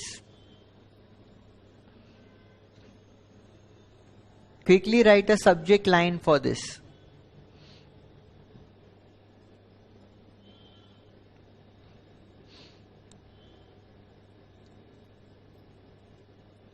Acceptance of invitation as a guest speaker. Very good.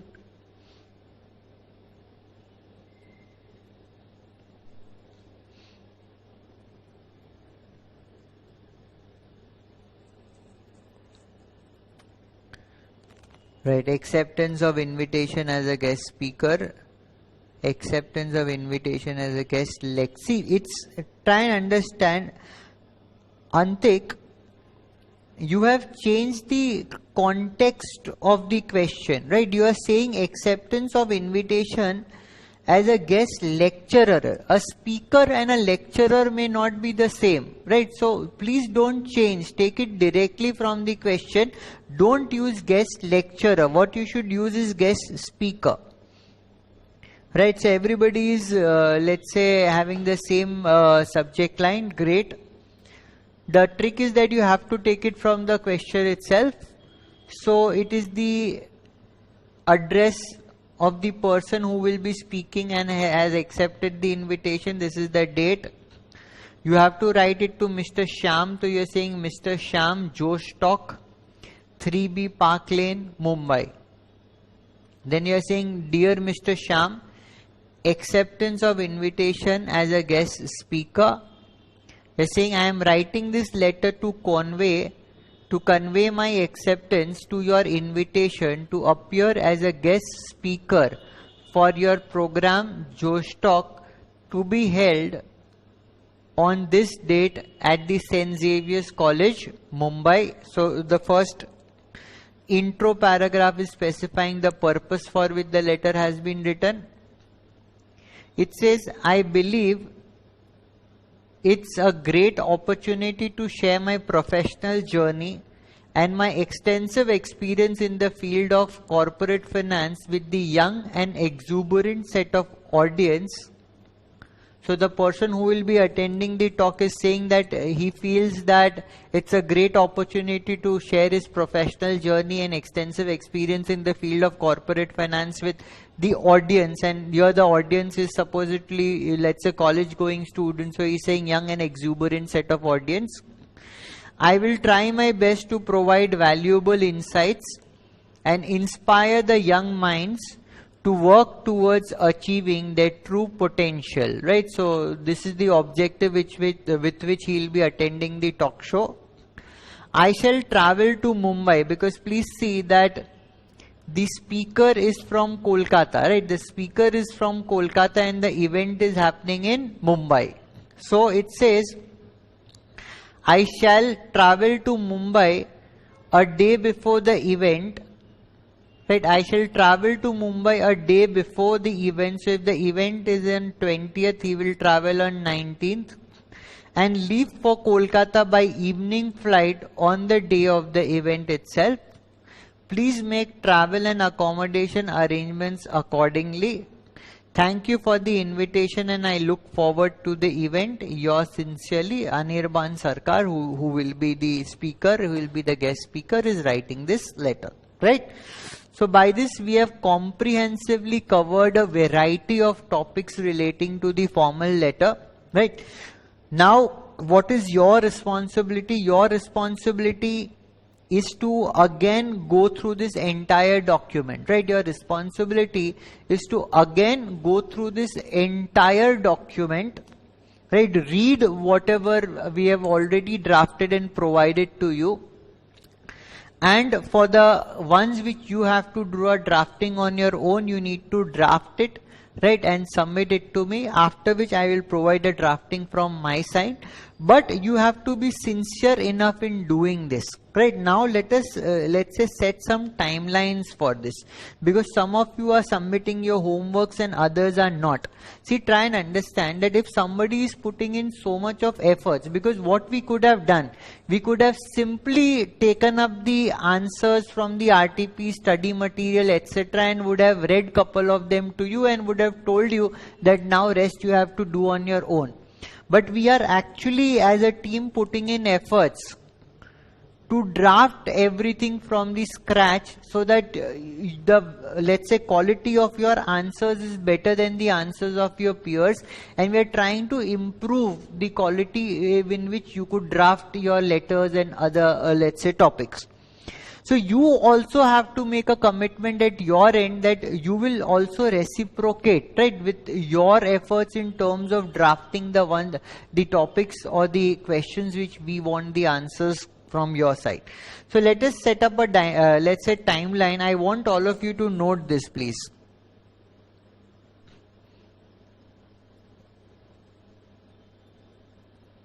We have done meetings.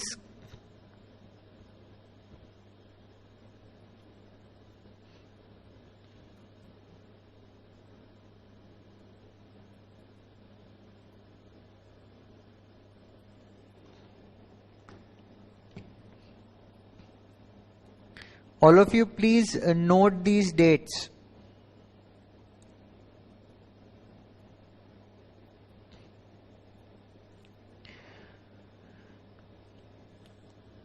For meetings, you have got enough time. I want you to submit it by tomorrow, which is 12th of September. For resume, you submit it by 14th of September. And for formal letter, see, I am giving you enough, more than enough time. Ideally, you should be able to do it much quicker than this. But this is the set timeline.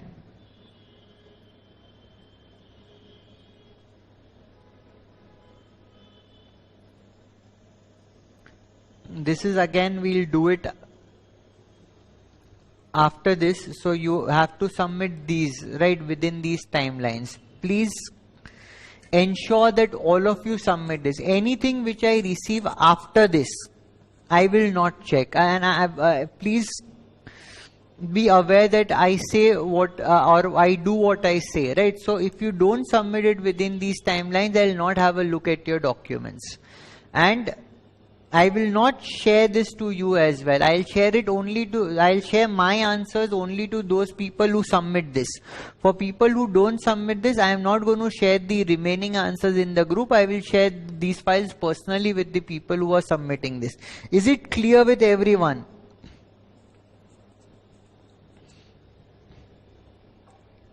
Nandini is saying, I don't understand the last one. Which one are you referring to? If you're saying the last one, which one are you referring to, Nandini? Yes, only the homework part is to be submitted. For now, only the ones which are as part of your homework, you have to submit it by these timelines. See, fourth one is circular and memo. We'll just do after 5 minutes, right? Today we'll cover up circular and memo as well. These are small topics. We'll cover up just after this session.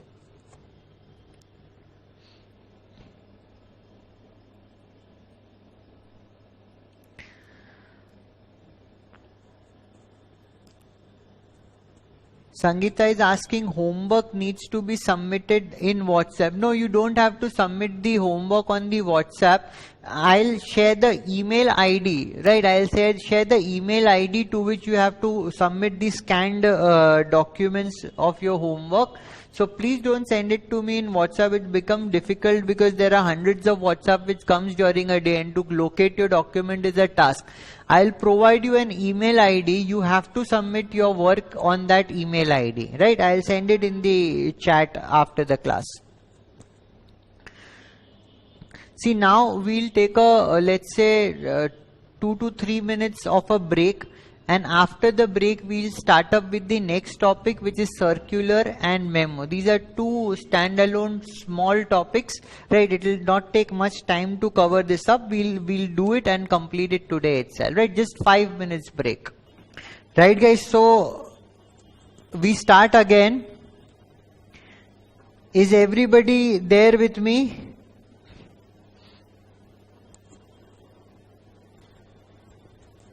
Quickly send a thumbs up so that I get to know that you people are here.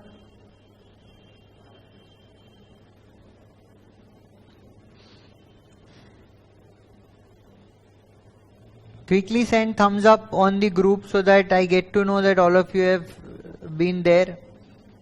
We start on with our next part of the topic.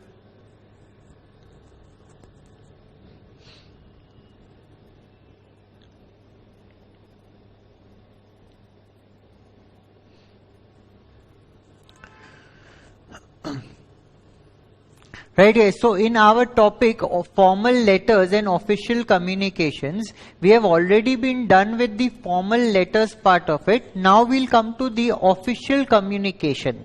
And as part of this official communication, we are supposed to look at two items. One is circular and the other is memo.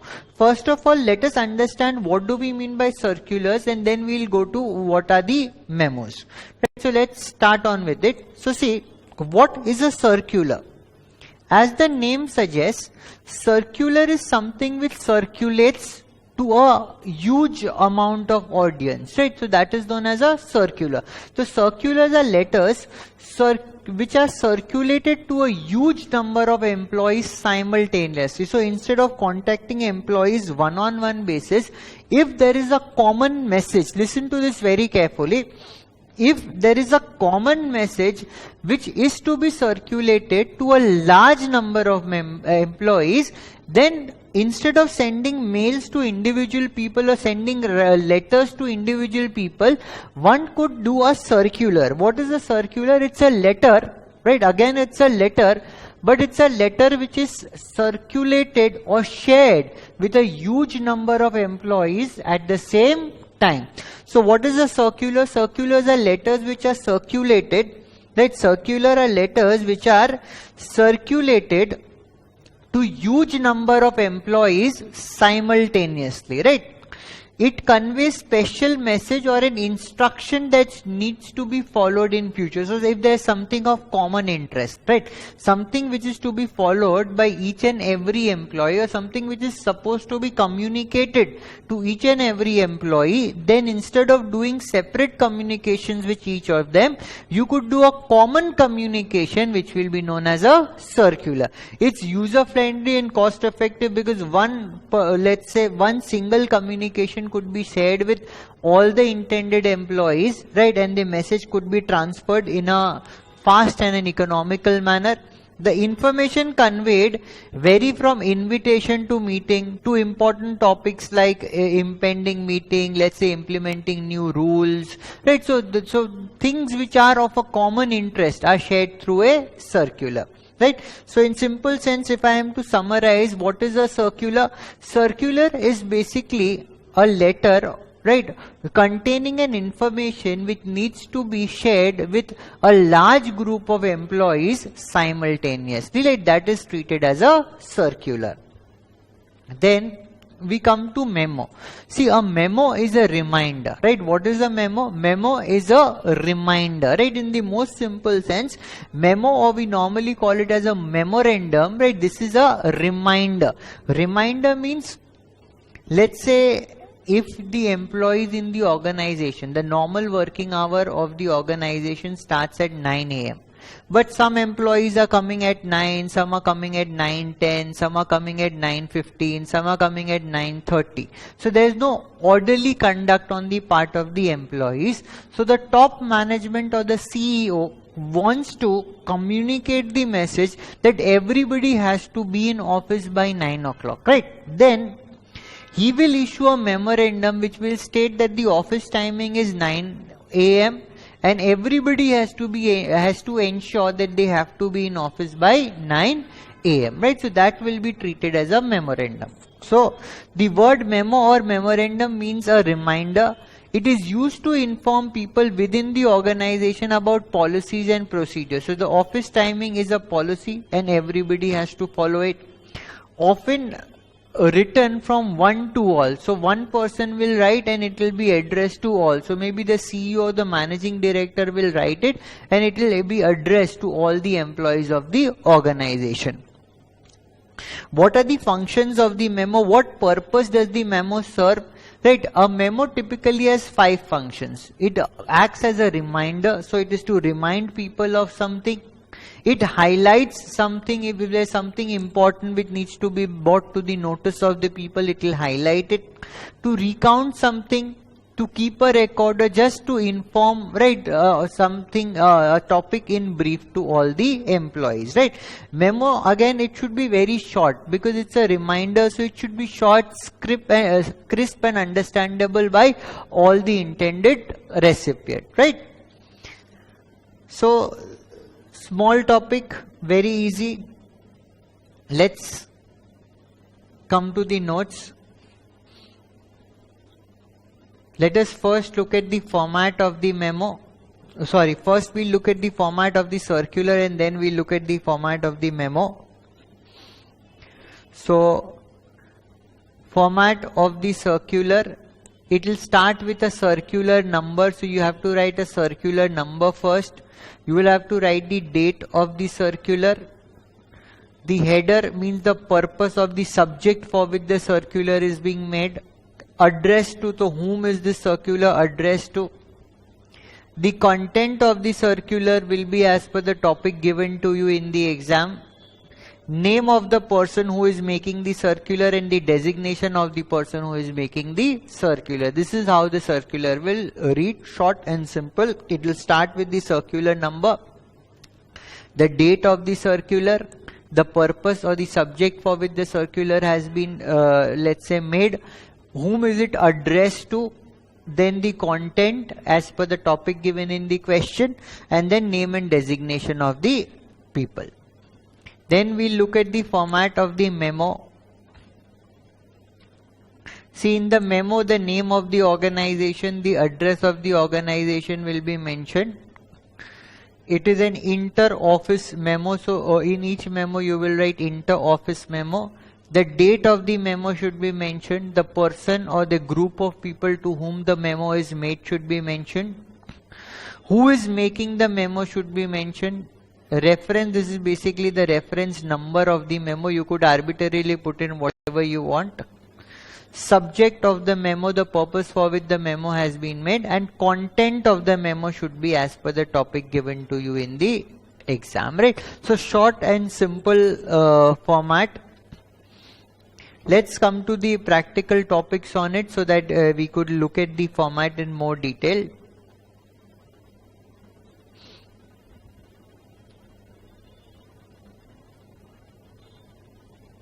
So it says circular. Write a circular addressing to the employees regarding office timing, right? So you need to write a circular. So this circular, why we are writing a circular? Because this office timing needs to be communicated to all the employees simultaneously. So first it will start with a circular number. So we'll say circular number 224 HR, whatever you want to put, you can put here. Circular date, the date on which the circular has been prepared.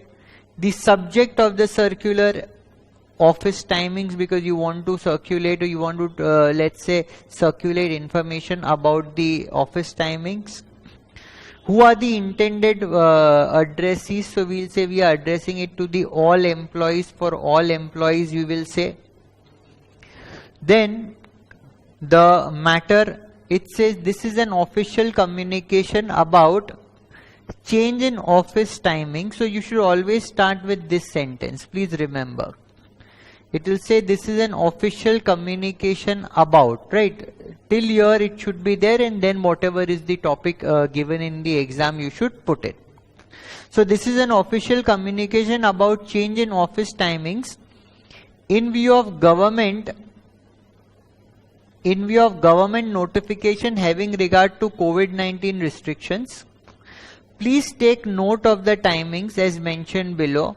These timings have to be adhered to without any exception. So everybody has to follow the timing without any exception. So the timings are given. There's a different timing for the factory worker. For factory worker, it's 8 a.m. to 4 p.m. For office employees, the timing is 10 a.m. to 5 p.m. The timing of the lunch break has been mentioned. For factory workers, it is 12:30 to 1 p.m. For office employees, it is 1 p.m. to 1:30 p.m. In case of any emergency or any other exigency, kindly notify the respected head of the department in advance. So if there is a non-adherence, or maybe if you need to work extra hours for meeting some commitments, etc., you need to talk to your department head in advance and get an approval.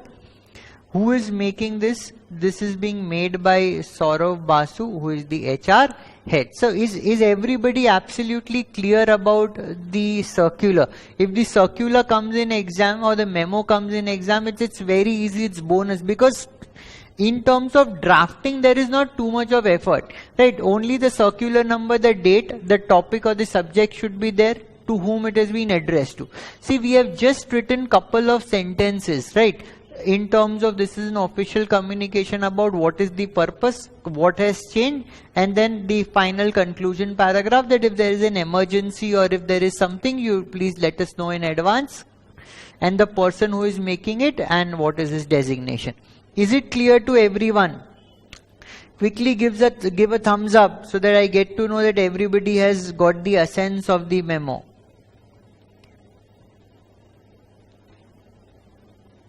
Great, very good guys. So it's very simple.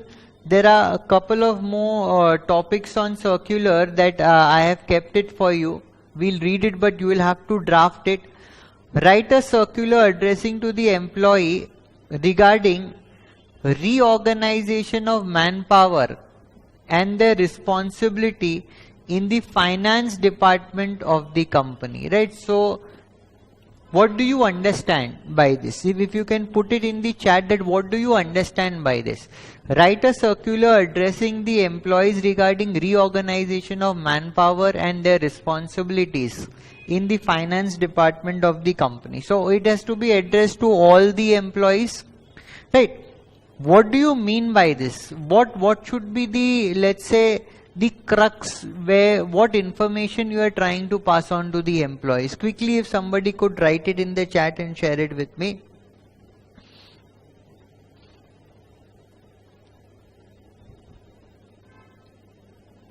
Read it once, read it twice, and try to make some sense out of it, and let me know that what they are trying to. Change in post of employees, change in their position and shuffling of the position. Very good.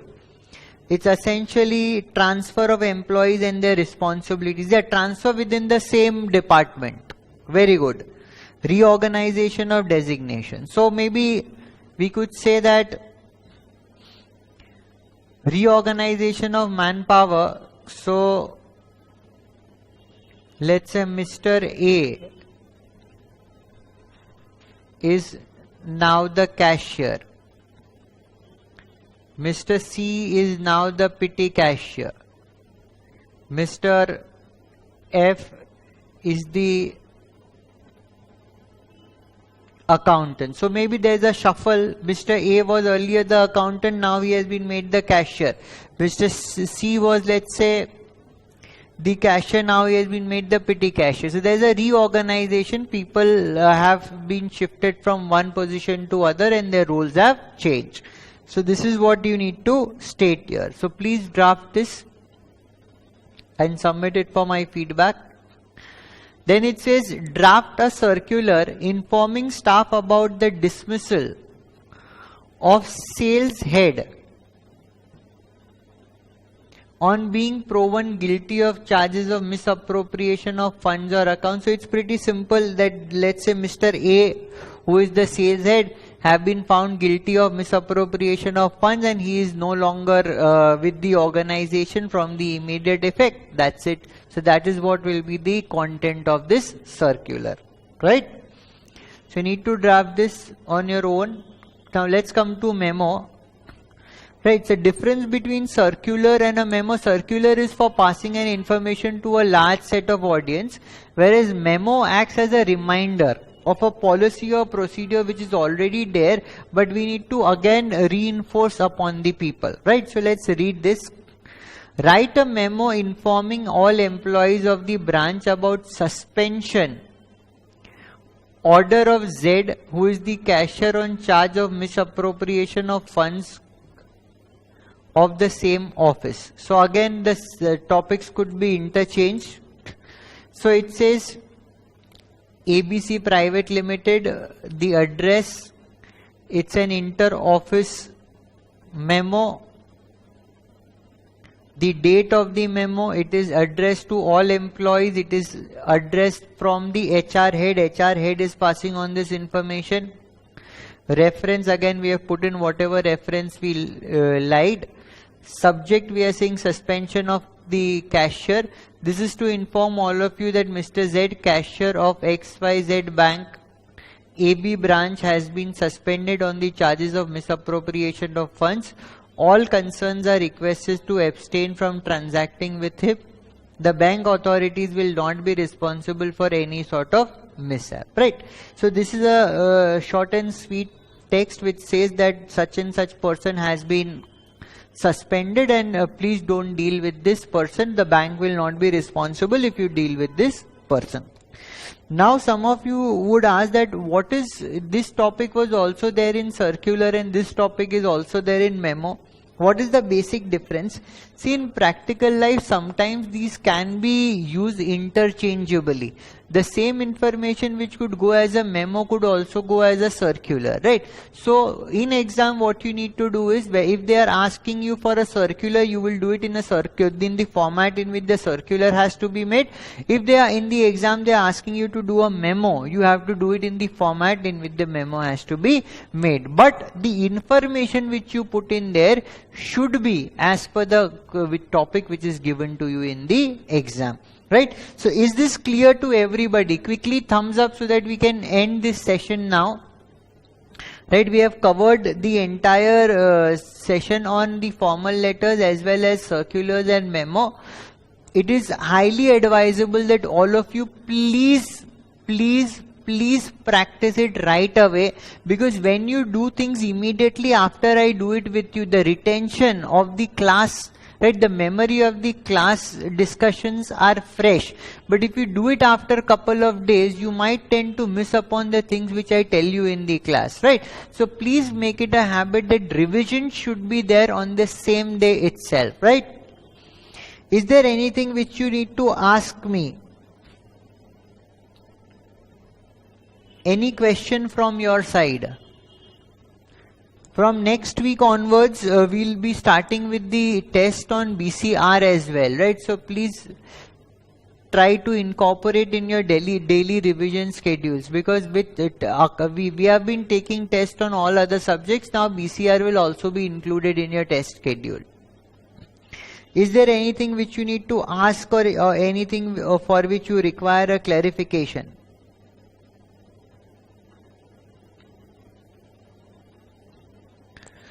What is the major difference between memo and circular? Arnab, see, as I said, the basic purpose of a circular is to share an information, right, to a large set of participants or a large set of audience, right? So if there is an information which is to be shared with large number of employees, instead of writing letters to each one of them, you could do a circular.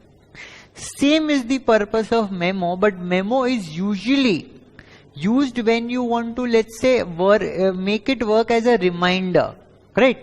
So if there is a change, say I'll give you an example, right? You should be able to relate. If there is a change in the office timings, we will do a circular as we have taken an example. But if the employees are coming in late and you want an order in terms of everybody coming on time, rather than doing a circular, you could do a memo stating that this is our office policy and you want everybody to follow this particular policy. So this is the basic difference. Otherwise, from the perspective of the content, there is not much different, and at times it could be used interchangeably as well. Is it clear, Arnab? Rather, to everybody, is it clear that what's the basic difference between a circular and a memo?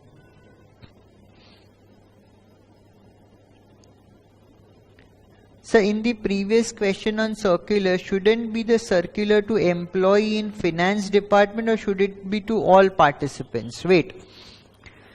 See, Anjali is asking about this one. It should be to all the employees, because people in the finance department would automatically know that there is a reorganization and there is a shuffle. But if I am from, let's say, marketing department and I need to submit my, let's say, petty cash expense voucher, maybe earlier I was submitting it to Mr. F, but now I have to submit it to Mr. C. So I need to know that there is a shuffle. So it should be to all the employees, Anjali. Krishi is saying no, sir. No about what? If you could, let's say, are you not clear about the difference between memo or circular, or if there is any other problem, please let me know, Krishi. Anjali, is your question answered? Are you clear about the explanation which I provided? Acha, Krishi is saying no questions. Right. Okay, chalo guys, very good. Hope you enjoyed the session, and please do submit the answers on time. Right. Looking forward to the next session. See you guys. Bye and take care of yourself.